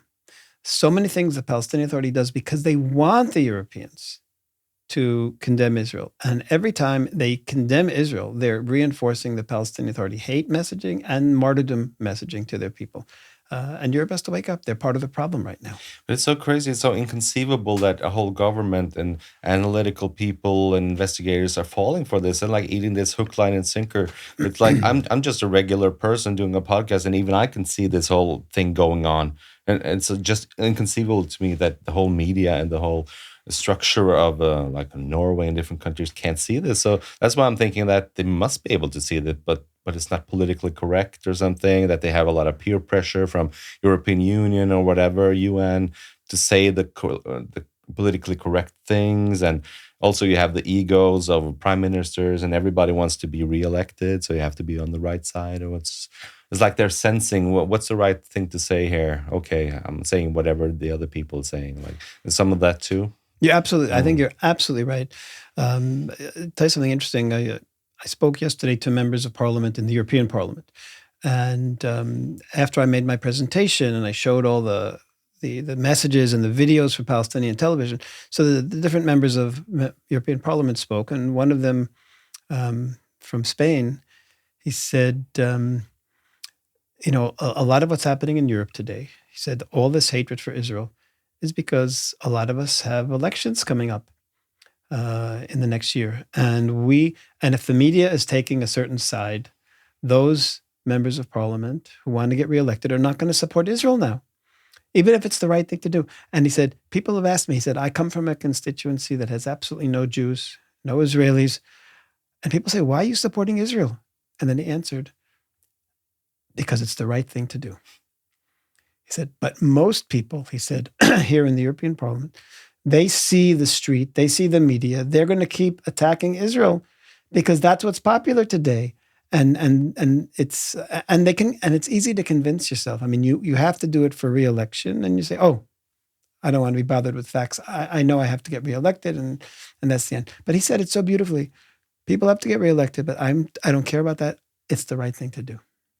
And that's what most political leaders should be doing. Like, that's why you're elected, because you're supposed to represent the people and do what's right. Not what like you think gains you in the short term by being reelected, by doing whatever is popular. You should stand for something true. You should stand for what's right morally.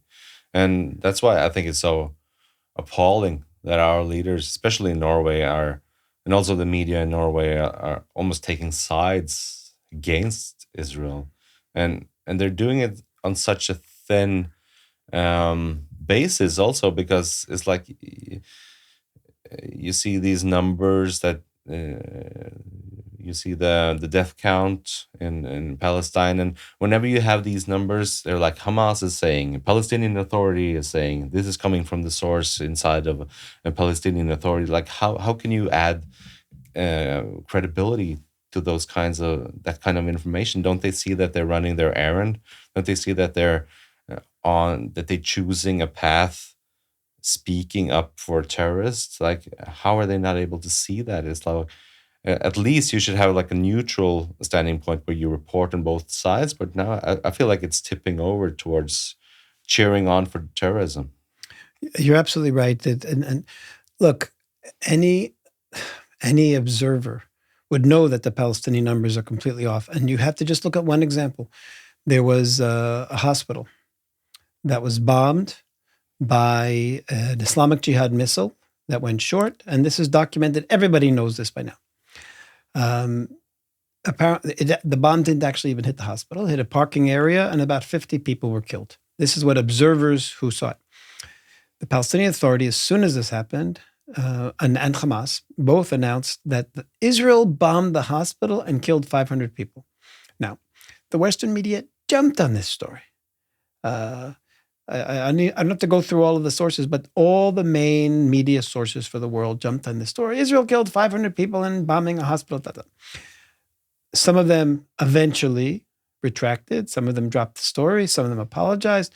But what we see here is that in any case, forget about who did it. They multiplied the numbers by 10. 50 people were killed, and they said 500. So if the Palestinian Authority is claiming that 10,000 or 13,000 civilians were killed, I would guess it's probably something about 10% of that figure. And something else which was fascinating, which someone did a study, they announced that they looked at all the Palestinian Authority announcements of numbers of dead. And what was incredible is in every single announcement, the number of women and the number of children was the same percentage. I think it was 42% of the women and another 25% children. I forget the exact. And you look at it and you see, here was the first announcement, 1,000 on that side. And you look at the numbers, every time it was the same. And you realize that, of course, it was a farce. Palestinians decided that this is the ratio that's politically valuable to release. And that's what they released. So any decent journalist, any decent government would say these numbers are totally unreliable. That's the first thing. And the second thing they should also be saying, this is the formula. Hamas did incredible atrocities to Israel. Israel had not only the right, the obligation to go after them. Of course. Hamas put itself amongst civilians. Hamas is responsible for 100% of the civilian deaths on both sides, period. That's the end of story. And the international community, by criticizing Israel for the deaths of civilians, is encouraging Hamas. It's not just siding. They are enabling Hamas to continue. If they would be telling Hamas, forget it, we're not allowing any humanitarian, we're not putting any water, any oil, any gas, nothing is coming in until you, Hamas, let those people be free. And until you surrender. If the international community would have done that, we'd have a whole different situation today. We'd have a different situation. Maybe the war would be over already. But no, the international community is in this knee-jerk reaction. Palestinians are killed. Israel's responsible. Blame Israel. Put pressure on Israel. That's where we are today. And unfortunately, Norway is one of the worst countries in this respect right now. Yeah, and so I was ashamed of our leadership in Norway regarding this. Is like, and I want the people of Israel and you also to know that not all Norwegians are like this. Fortunately, it's like we have a shameful government right now speaking like this, and I don't know why. Probably because of political correctness or whatever. The victim narrative, victim culture, all that stuff. But it's like hopeless, and also it's so absurd when you see the media reporting. Like if they're reporting from Hamas and Palestine, their sources are like Palestinian Authorities says, and then when it comes to what Israel is saying, Israeli authorities claim yeah, but we can't verify. Exactly. That's so stupid. Just from the onset, why wouldn't you trust Israel more than the Palestinian Authority, which is like a terrorist organization? Like there's a world of difference there. And why would you have that kind of mismatch from the get-go? Like why do you have why do you need 100 different third-party sources to verify what Israel is saying? You don't need one other source to verify what Palestinian Authority is saying. Yeah. It's like what are they doing in media business? There's such an unprofessionalism just from an objective standpoint, like from a journalistic standpoint to pass a verdict on that. It's like unprofessional. What do we need journalists for when we have that kind of reporting? I think it could be years ago, a person wanted to change the world in their own image, let's say, or they would possibly go into university, be a professor, try to teach, try to educate.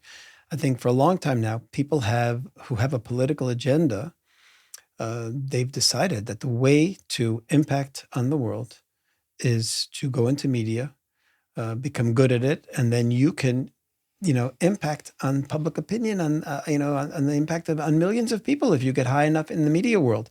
And I think that's what we're witnessing today. It's that people who, from the very outset, are not interested in journalism, but from the very outset, they're political.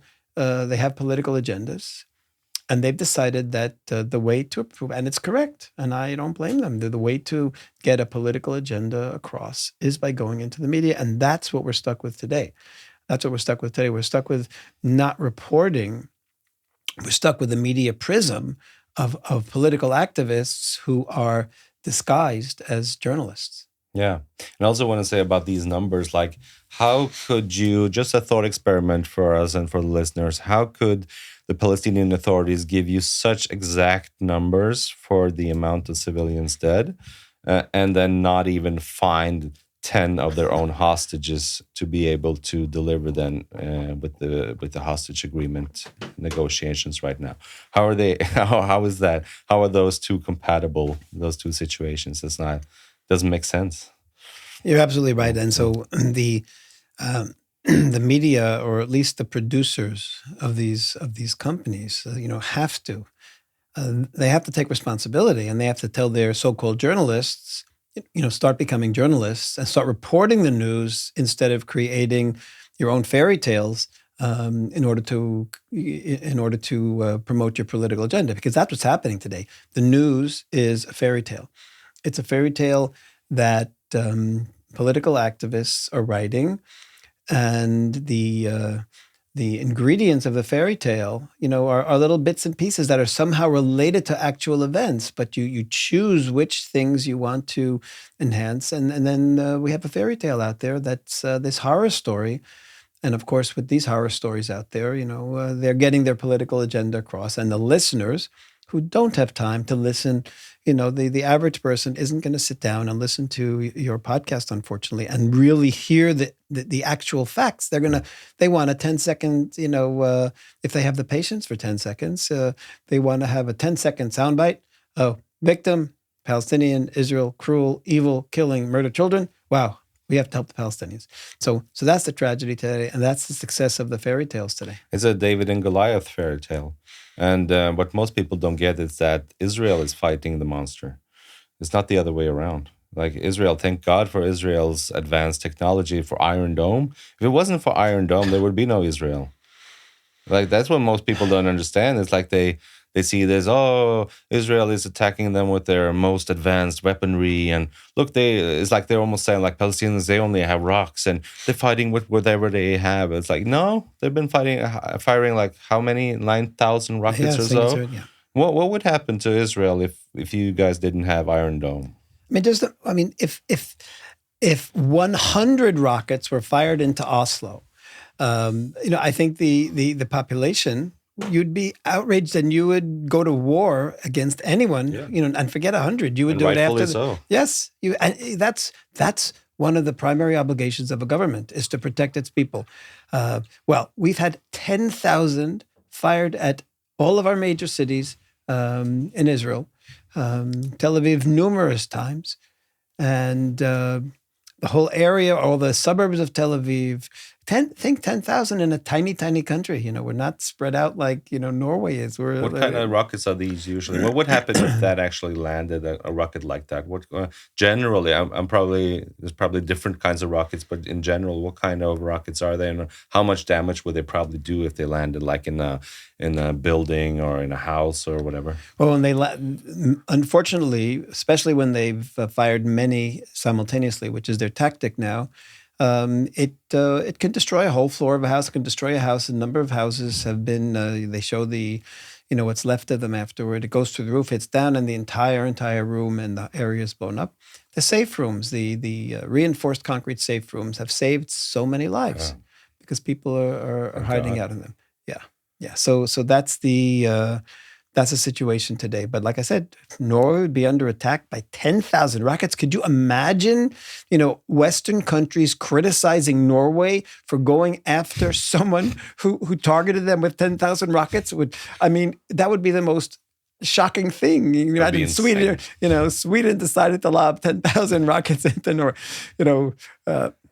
and what do you mean? Well, no, there's civilians there. We're not going to go after the rockets launchers. It's a joke. It's really absurd when you put it in that kind of a context. Also, I have to ask you about you're mentioning Israeli intelligence because that's a difficult one, because I feel like Israeli intelligence is like the most advanced in the world, close to United States, and you guys have good relationships with the United States, and I imagine a lot of military cooperation and such. And I feel like you all see all these television series and films, and the Mossad is so advanced and everything. It's like I have this image of Israel, and I think many do. How could 7th of October happen? It's like how did you guys not see that coming? How were they able to trick you and then just be able to do that kind of massive, sadistic terror attack? So I want to go back to the Nazi experience again and tell you something very interesting. Chief Justice Jackson at the Nuremberg trials, he has a long introduction to the decisions of the Nuremberg trials. And in his decision, he was going through the whole period of the buildup to World War II. and he describes everything that the Nazis were saying and planning and promising, everything they were going to do, the destruction of the Jews. He talked about it all the time, Hitler. And then he writes something fascinating, and I think it's a principle we have to learn. Jackson writes the following. When the Nazis or Hitler, I can't remember the exact wording now, when the Nazis or Hitler planned their war, they said it so openly that the world refused to believe them. Hide it in plain sight. That's right. They said it so openly, the world refused to believe them. Now, we at Palestinian Media Watch have been reporting the Palestinians talking about this for years, talking about the genocide of Jews, talking about hatred of Jews, talking about killing, talking about martyrdom. They do it so openly. Military intelligence also says, well, they're doing it so openly. Had they had a secret conversation between Yahya Sinwar and his, they would have said, okay, it's going to happen. But they were doing it so openly that the world refused to believe them in World War II time, in Hitler's time. And I think today, everything that they were planning was done so openly, they just refused to believe it. They saw it was happening, but they made the wrong conclusions. It's almost like crying wolf, and they do it all the time. It's like, it's probably nothing because they talk like this all the time. Exactly. Something like that. Exactly. And also, I was listening to a guy named Mike Baker, who's former CIA, on the Joe Rogan podcast, and he was talking about, because he also asked that question, and Mike Baker said that, lately, for the last couple of 5 or 10 years or so, I'm paraphrasing, but he said that Hamas and the Palestinian Authorities have been giving purposefully like signals, devious signals of them being willing to have like some kind of peace and being friendly and trying to reduce the tension. And he was saying that they've been sending those kinds of signals to be perhaps be able to lower the guard of Israel, and thinking that, we're probably going into a calm period now and there's peace on the horizon and we don't have to have our guard up so much anymore. And was there some of that, you think, leading up to this? Absolutely. The whole Oslo process, the whole Oslo Accords. There's a fascinating concept in Palestinian tactics that we've written about in our book, Deception. We have a whole chapter on this, which we called Terror Needs Timing. The Palestinian Authority tells its people that they have a right to attack, kill Israelis. They say that it's not just something that Allah wants. They say that international law. They claim international law. We've had hundreds of examples. We are resisting under international law. We have the right to fight against Israelis and even to kill Israelis. They say this. So the Palestinian Authority has a concept that they call violence seeds and negotiations reaps. Violence seeds. They talk about a cycle of terror, and then Israel gets weak and Israel gets too many people killed, and then they're willing to give up and compromise, and then you go through a period of talking and negotiations, and then once the Palestinians have gotten enough of what they can get at that point, they go back to terror again and they put pressure. That's the cycle of violence. People think the cycle of violence is Palestinians attacking Israel, Israel attacking. That's not the cycle. The cycle of violence is Palestinians attack Israel, Israel gives in, negotiations, gives what they want, and then it goes more Palestinian terror. This is the Palestinian cycle of violence. And then there are periods when it's a period of negotiations, they don't want terror. And there have been times when Palestinians leadership has criticized terror, and they've literally said, this was not the right time for this. This was not the right time. And so that's an internal message. But for the outside world, he criticized it. He condemned it. They didn't listen to the words, and they missed the whole point. He was condemning it because of the timing, not because it's wrong. Now's the time to reap the benefits of all the terror we did before. So that's Palestinian ideology, and that's what the world has to understand. That just because you have a period where the Palestinian Authority has good security cooperation with Israel or possibly something else, it's not because they've given up terror. And they openly tell their people, we have never given up the rifle.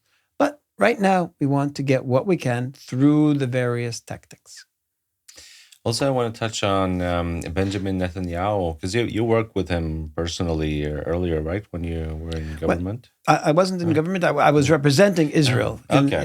in the negotiations and was in touch with his office and also with him, Yeah. but at various times. But it was never a formal employment Okay. with the government. We worked with every Israeli prime minister. We supplied every Israeli prime minister all our findings on school books, on education, on messages, and then they used that to go around the world and they showed the world this is the real Palestinian Authority.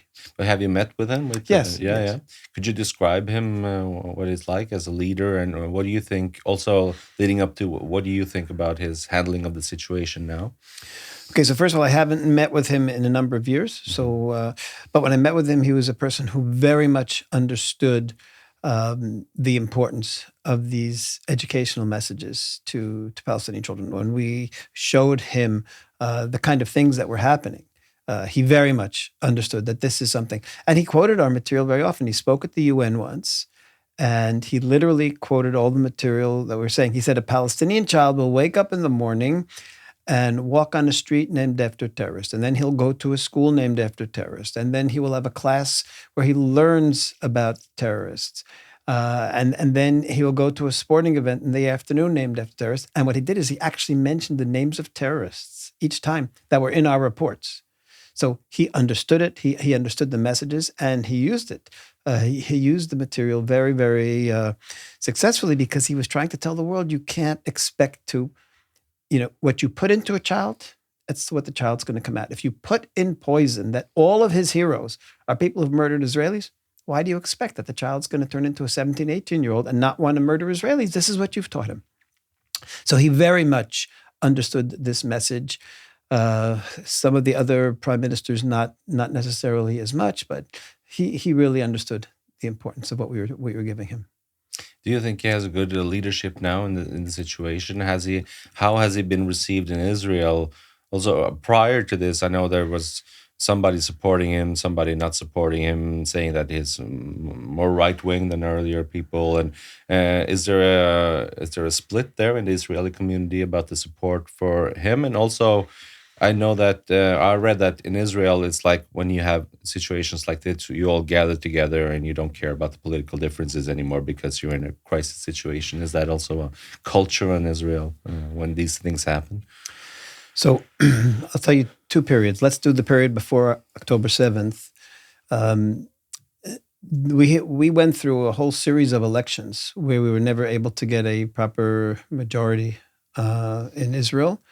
The country was voting to the right, but the center parties or center-right parties didn't want to join with Prime Minister Netanyahu, mostly because they were people who left his party, the Likud party, and they had personal grievances with him, personal animosity. So what you had is a strong Likud party, and you had the center parties, which could have, they said, have Netanyahu disappear, put someone else as the leader, and we will join, and we'll have a nice, strong center-right coalition. It never happened. So that in the last election, the fringe right-wing parties, who Netanyahu never wanted to work with, got a lot of support. And just together with those fringe right-wing parties, he was able to manage a government. And that's why this, they said, is the most right-wing government ever. Not because Netanyahu changed, but because of political necessity. The other option was going to another election, which the country didn't want. We couldn't afford it. This would give us some stability. And he said, don't worry, I'm not going to allow those right-wing, parties to rule. We're going to go with our own policies. Well, what happened was those right-wing parties, they didn't really impact so much on the government, but they made a lot of outrageous statements. Also, they were religiously, they were extremist religious statements. One of the ministers had once said that he wants to have a state of Israel ruled by religious law, which of course nobody wants except for a tiny fringe in the country. And it's not something that is ever going to be even considered. But because he became a minister, all of a sudden people are scared and worried. So there was a lot of turmoil in the public opinion before this happened. And we had continuous demonstrations against the government, really since the last elections, created a lot of divisiveness in the population. And then all of a sudden, October 7th happened. Now, Netanyahu's big mistake after October 7th was everybody else, the heads of security services, the heads of everyone who was in a position of power, said, I accept responsibility. And as soon as this war is over, it'll all be investigated and those responsible will have to pay. And everybody was hoping to hear Netanyahu to say the same thing. I have overall responsibility. And instead, what he did is he started saying, I was getting information from Army Intelligence, from Shabak, from this one, from that one, which is true. It's all true. The Army was the one who had the obligation to make the assessments, not the Prime Minister. But he should have said, I accept as the overall leader of the country, as Prime Minister, I have overall responsibility. And later on, it'll be determined, his refusal to say that really politically was very damaging to him. The people today, his party in the polls today, is like half the power that it has in fact today. So he hasn't been seen as a particularly great leader right now through this. On the other hand, Chief of Staff, every statement he makes to the press, he's inspiring. The Minister of Defense has been very, very positive. Other ministers who were formerly opposition, who are brought in now to make a broader government, have also been speaking well. So what you have today is a population that overwhelmingly says, don't talk politics until this is over. Mm-hmm. After this is over, we can talk politics. Mm-hmm. But everybody resents what Netanyahu did and didn't do right now, and he's going to pay for it in the future. Mm-hmm. I see. Also, I want to address the criticisms that are coming from different Western countries and the usual arguments that you get to hear if you are pro-Israel in this. I really want to address it because I'm curious what you think about these and also how we can think about these different issues. Like one of them, I'll just mention them as I come up with them here. One of them is the pro-Palestine people are sometimes they're claiming that, hey, even the Israelis don't agree with this anymore. They should stop the bombing of Palestine and such. And just look at the Orthodox Jews in New York and the United States who are out there saying that, we should stop this. Israel is not our land and everything. I want your response on that. What is that about? Is that because of their ultra-Orthodox view of Israel not being theirs yet because they're waiting for a miracle or something? What is that about, these demonstrations by Orthodox Jews in the United States? That particular group in the United States represents maybe 1/1,000,000th of the Israeli population, of the Jewish population around the world. They are absolutely irrelevant. And if there's any media around the world that's actually presenting them as if they're a respectable opinion, it's a farce. And that media, it's like if you found one neo-Nazi in America who said Hitler was right and say, this is Americans because you found one neo-Nazi who said that. It's a joke. It's a joke. So they absolutely represent nobody and nothing. They have a very, very extremist fringe religious belief. Their belief says that the Jewish people's return to the land of Israel can only happen after the Messiah comes. And since he didn't come, therefore, Israel has no right to exist. It represents no one. It represents not, even a fraction of the Jewish world. So to even talk to them is just not intellectually honest. That's how I think that the media is deceiving us, because they're blowing that up as here's an argument that not even the Jews are agreeing to this. It was like they're posting pictures of this everywhere.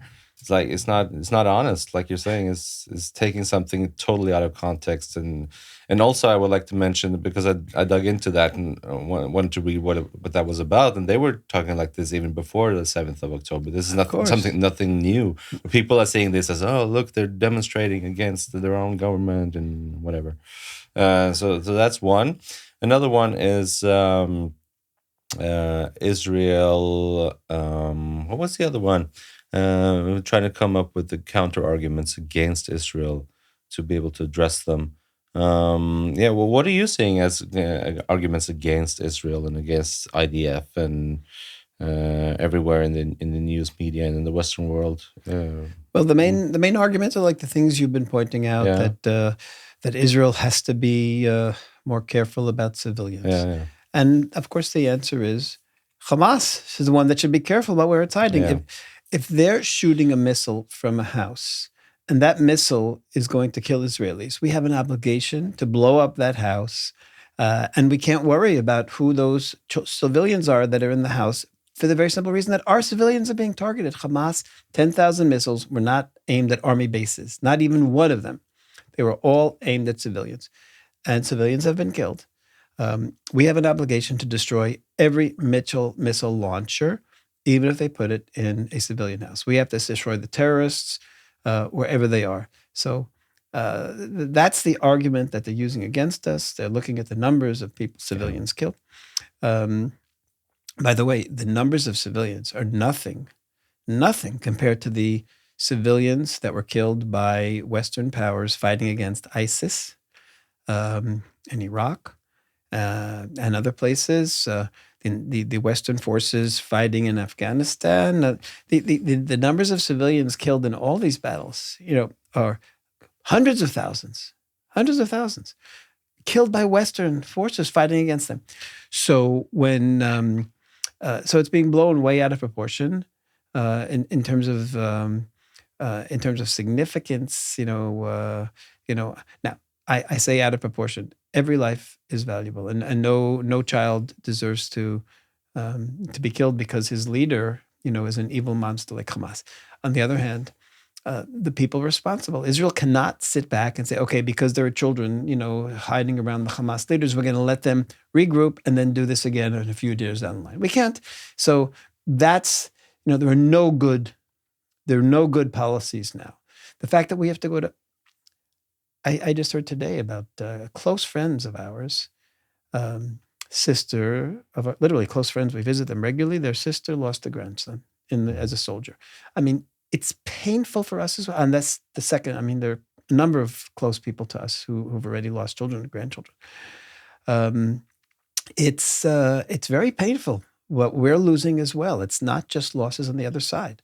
And the reason we're losing soldiers every day, 2, 3, 4, 5, every morning they give the names of the soldiers. In Israel, it's not numbers. It's the names, and we hear their stories on the news at night. They interview the families. They're at the funerals. Everybody's a face and it's tragic that everyone who's been killed here, but we feel that we don't have any choice. We have to, and the soldiers themselves. I mentioned my son-in-law was drafted. I also 2 sons who were drafted into reserves. 5 or 6 nephews who were all drafted. Nobody's happy about this, and there are tragic losses. But one of my nephews has been living in the United States for a number of years. He dropped everything that he was doing in the United States. He left his wife and his 2 children, and he got in a plane and he flew back to his unit. And he said, "These monsters, I have to help my people at this time." And he went into Gaza. And he fought in Gaza. So you have to understand that no one wants to fight. Everyone wants to be safe. Everyone wants to be with the family. But we realize that if we don't fight for ourselves, and after those horrors, and people saw this, read the stories, saw the videos, saw the films, the mutilation, they said, okay, we have to destroy Hamas, whatever the cost, even the cost to me. So there's bad answers, but there's much worse answers. Bad answer is to go fight them, but much worse answer is not to fight them. And we have to do the bad answer. Yeah, it's actually the same kind of thing we used to say about the Ukraine-Russia situation. Like if Russia stops fighting, there will be peace. If Ukraine stops fighting, there will be no Ukraine. This is the same thing. If Israel stops fighting, there will be no Israel because they want Israel destroyed. So you have to keep fighting. You have to defend yourself. Yes. There is no alternative. And also, I was just remembering some counter arguments that I want to address. And one other counter argument that often comes up is that, oh, look at Israel. They denying the people of Palestine water and electricity, and they're basically putting them in an outdoor jail and denying them food and transport. Let's address these things. How much truth is it to that electricity part and water part of denying them these things? Well, Israel has been sending in, large number of trucks have been coming in through Egypt today. Every day supplies are coming in. So, whatever all the things that are essential for life, Israel is allowing in there.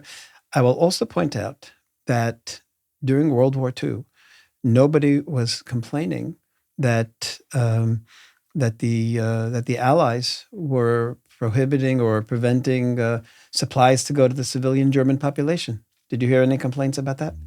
Well, Hamas grew up within this Palestinian population. We know that the entire population supported them.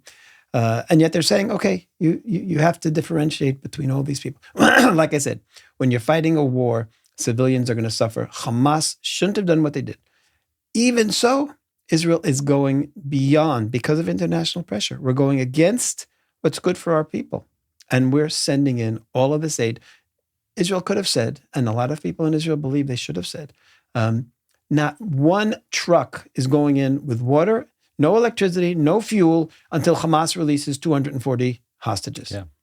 We should have said that.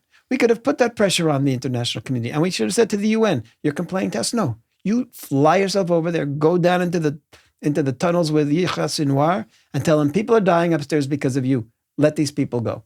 The world could have done that. The problem is that PA doesn't care if they die. They want them to die. No, but they also want international support. They do? Yeah. Yes, they want international support. So, and that's the problem here.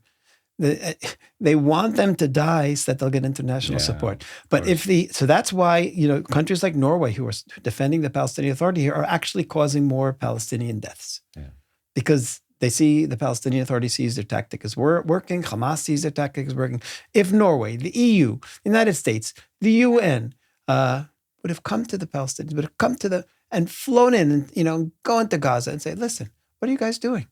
You have to, you're responsible. We're not going to ask Israel to give even one glass of water to your people until you let the 240 hostages go. There would have been incredible pressure on Hamas, and things might be different today. Also, another question is sometimes when I post things on social media and stuff in support of Israel, then one of those sentences that I get back is, how could you be on the side of the occupying force of Israel? They are the occupant of the Palestinian areas. That word, the occupant, they are occupying areas. What do you think about that? How can we address that and talk about that? Okay, so first of all, the joke and the historical lie, the great lie, is that Israel is occupying Gaza. Israel left the entire Gaza Strip already in 2005. Not one Israeli soldier was there. Israel not only left, but we left them incredible infrastructures of agriculture that could have, in all these years with the amount of European money and Norwegian money that went into the Palestinian Authority in Gaza since then, that could have been a flourishing coastal, beautiful, beautiful paradise. Instead, they built 500 kilometers of underground tunnels, if I get the number correct here, for the purpose of terrorism. Can you imagine if it was industry and beaches and tourism? It would be thriving. So there's no occupation there. Israel, because of this, once they started lobbing missiles into Israel, Israel had to prevent the shipments of missiles. So we had to blockade. The blockade is something that any country would do. If Norway was shooting missiles on Europe, then Europe would blockade Norway, so no more missiles couldn't come in. And that's what's here. You've got a coastal property, the Gaza Strip, coastal land. They were shooting missiles at Israel. Israel had a blockade. Simple as that. And we have to check everything that's coming in. But there's no occupation. Absolutely no occupation. And Egypt is doing the same thing. They have a border with Egypt. Why is no one complaining about Egypt? Well, you know why. Why is Egypt doing the blockade? Because there were terror organizations throughout the Sinai, which is the northern part of Egypt, or the part of Egypt next to the Gaza Strip. and they were being fueled and by contacts with Hamas. So Egypt had to fight the terrorists that were in Sinai, and they cut off the access to the Gaza Strip. So no one's blaming Egypt. Why not? Their own Muslim Arab neighbors, same population. Most of the people in the Gaza Strip actually have their origins, in Egypt, relatives in Egypt from a couple of, not that many generations ago. They immigrated from Egypt. So why is no? So it's a myth. This whole thing about occupation is a lie. What about the issue of the settlers, armed settlers? What do you think about that situation? I don't know much about it.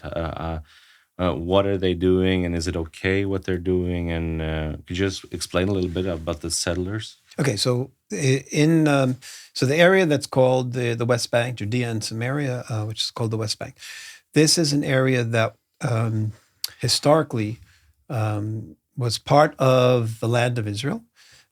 Jordan attacked and occupied it in 1948. And the whole time that Jordan had it, from 1948 till 1967, nobody talked about creating a Palestinian state. The people there were Jordanians. In the Six-Day War in 1967, Egypt, Syria, and then Jordan were planning to destroy Israel. Jordan attacked Israel. Israel then conquered what was called the West Bank of Jordan at the time. Now, again, it had never been a part of any Palestinian entity. A number of years later, Jordan announced, okay, we don't want the West Bank anymore. We're giving it over to Palestinians, but there had never been a Palestinian state. There had never even been Palestinian nationality or identity. This is something fascinating, by the way. Where does the term Palestine come from? And everybody should understand this. When Judea was destroyed by the Romans, first the temple was destroyed in 70, and then about 60 years later, there was a revolt against the Romans, and then it was destroyed again. And then they said, okay, we're going to not only exile the Judeans, we're also going to change the name. And we're going to call it Palestina. And that's where the name Palestine came.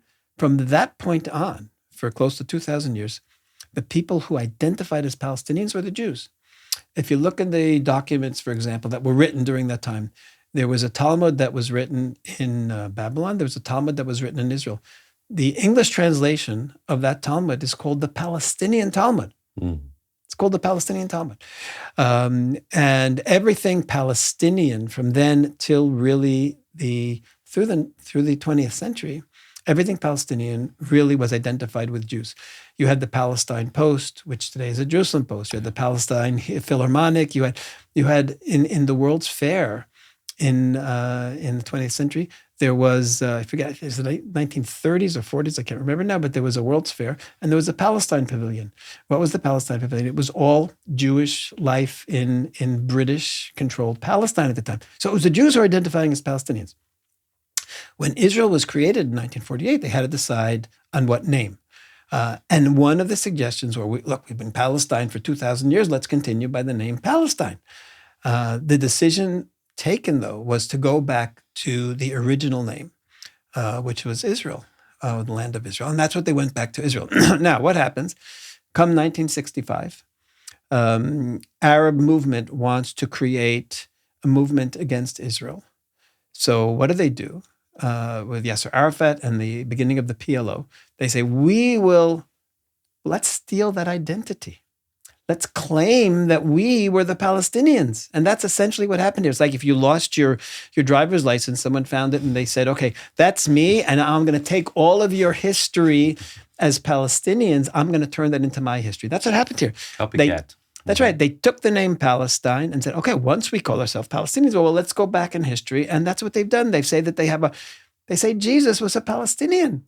This is a fundamental of Palestinian ideology. Jesus, how could it be? Jesus was also, before they even changed the name to Palestine, Jesus was a Palestinian, Mary was a Palestinian, the Canaanites were Palestinians, everybody was Palestinian. So this is the farce of Palestinianhood. There was an article once written in the official Palestinian newspaper, and they said, in 1965, our people were without an identity. But and which is true, there was no Palestinian identity. They were Arab and Muslim identity. There was no Palestinian. They said, but after years of what they call, the word in the Arabic is amalia, which is sort of actions, military actions. We started to have an identity. In other words, terror in the name of Palestinians is what created a Palestinian identity. This was their own newspaper. They didn't call it terror. They called it military actions.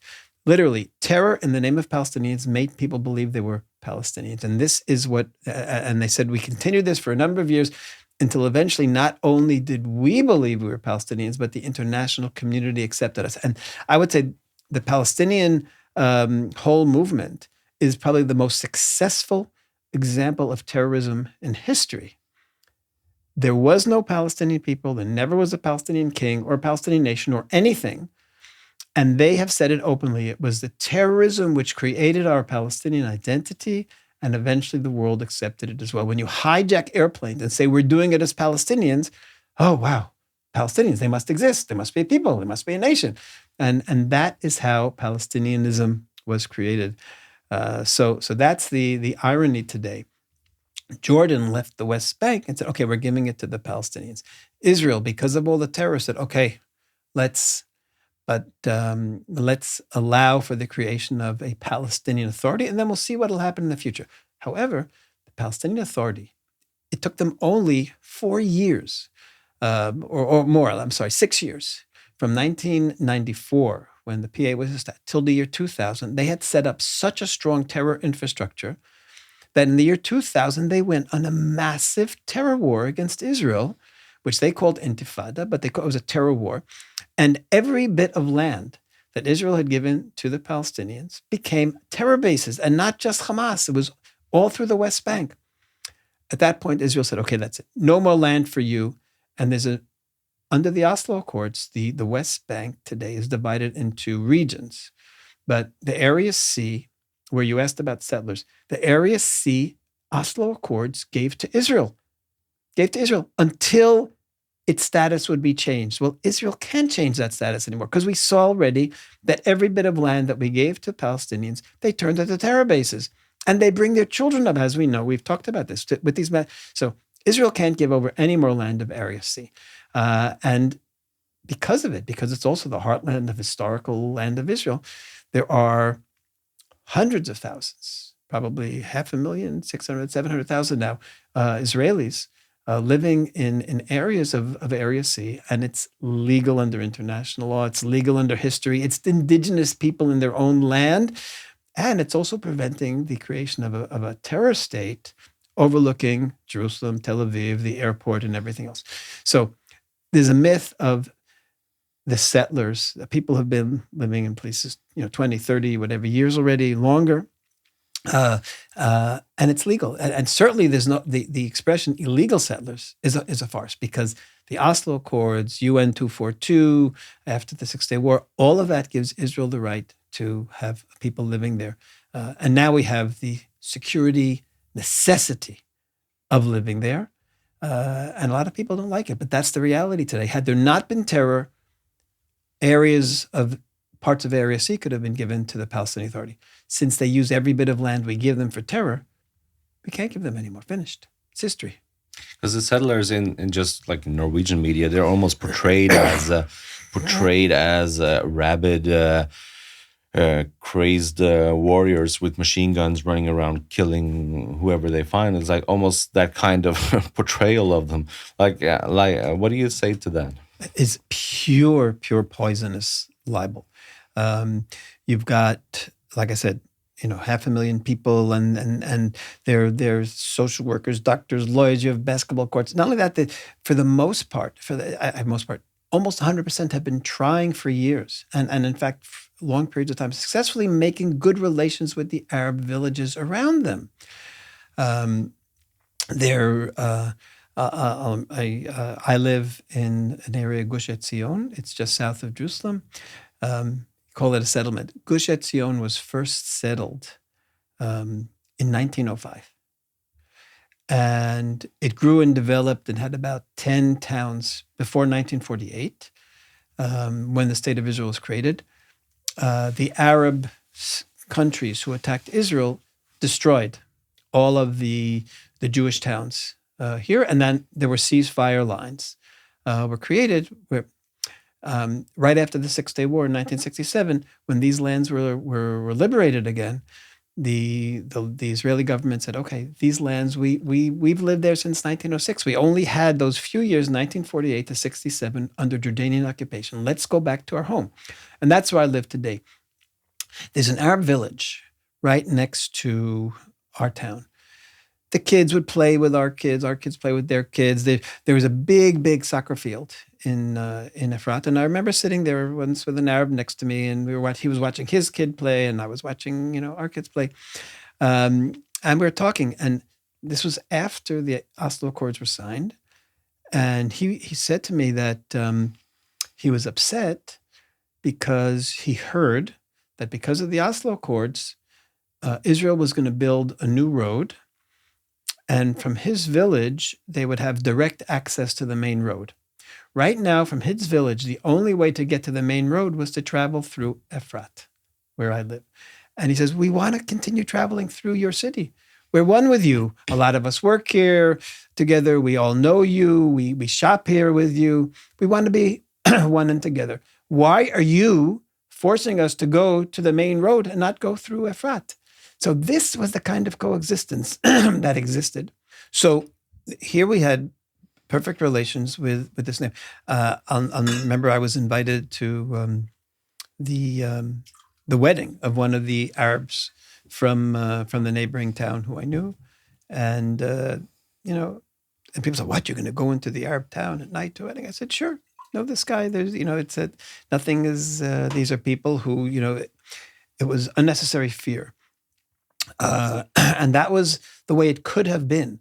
The Oslo Accords tragically allowed whereas goodwill was being built up, the Oslo Accords allowed Yasser Arafat and all of his terrorists who'd been out of the region for so many years to come back to the region. And we have statements from Palestine. I'll give you a quote from a Palestinian leader. He said, the purpose of the Oslo Accords was to take the war that was going on from a distant land, PLO was in Tunisia at the time, and bring it inside the land. That was their purpose. They started terror. They started hatred. They got control of education. I'm going to tell you a fascinating poll that you should know. As I said, Israel ruled under international law the West Bank from 1967 to 1994, when we started giving parts of it away under the Oslo Accords.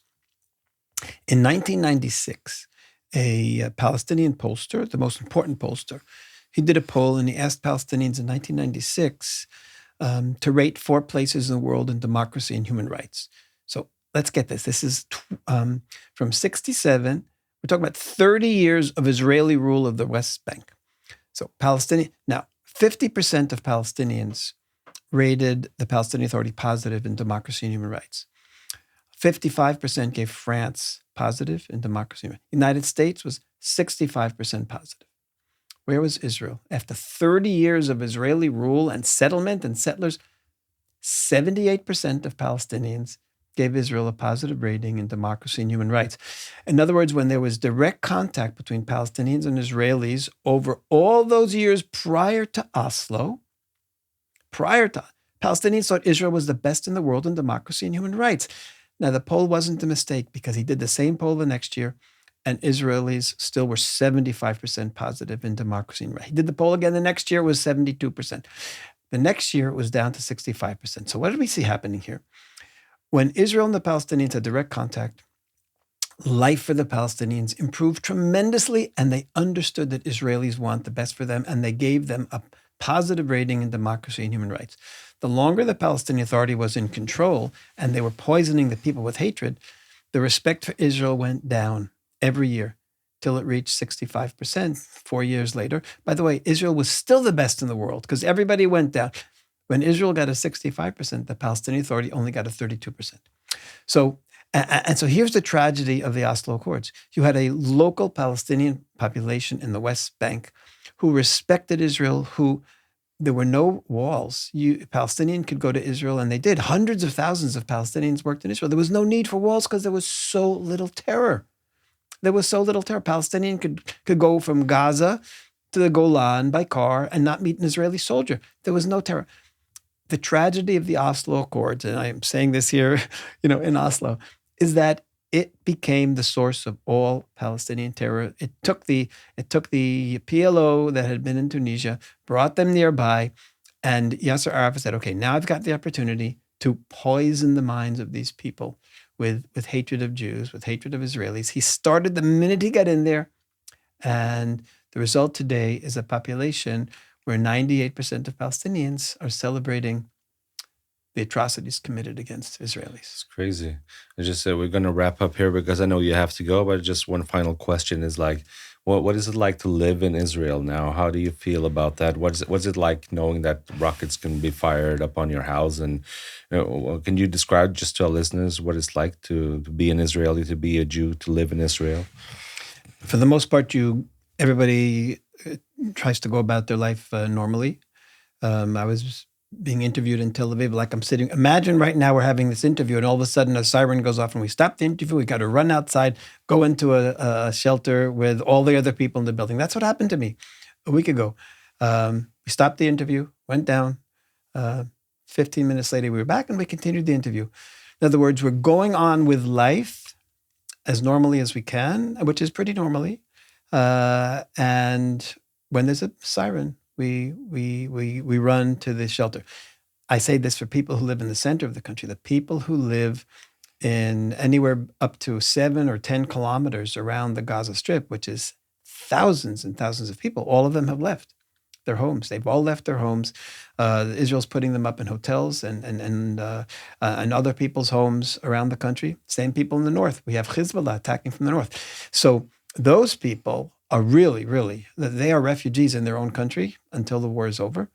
Because they're scared 7th of October will happen again. No, because not but the missiles, because the missiles, the quantity of missiles. Most of the time in Tel Aviv, you have a minute and a half to get to a shelter. Right near Gaza, you have 20 seconds to get to your shelter. And you don't want kids playing outside. So if you want the kids to have a normal life, instead not sitting right next to the shelter, so they had to leave. So those areas, life. The other thing that's about Israel today, we have 280,000, I think, soldiers who were called up. I mentioned all my family. I mean, it's, so you go into communities and you see virtually no young men. You have some young men who, for whatever reason, aren't in reserves. But all the young men are gone. All the young marrieds, all the kids are without their fathers around. So I say you try to go on with life as normally, but you sense it. You sense the war just because of all the people who are gone. People are missing. I want to thank you so much for coming here today, and I really wish you all the best and for Israel, and I pray for all the children, especially and women and civilians and men who are in captivity. My thoughts, and I'm sure a lot of other people's thoughts are with them. I really hope that they get back to their families. Really, I think about that all the time. I can't imagine the horrors of being away from your family, like small children, babies even. It's unimaginable to think about. And I hope that you get the support that you need. And I hope that Israel will survive through this. Thank you very much. And we will survive through this. Thank you. Thank you.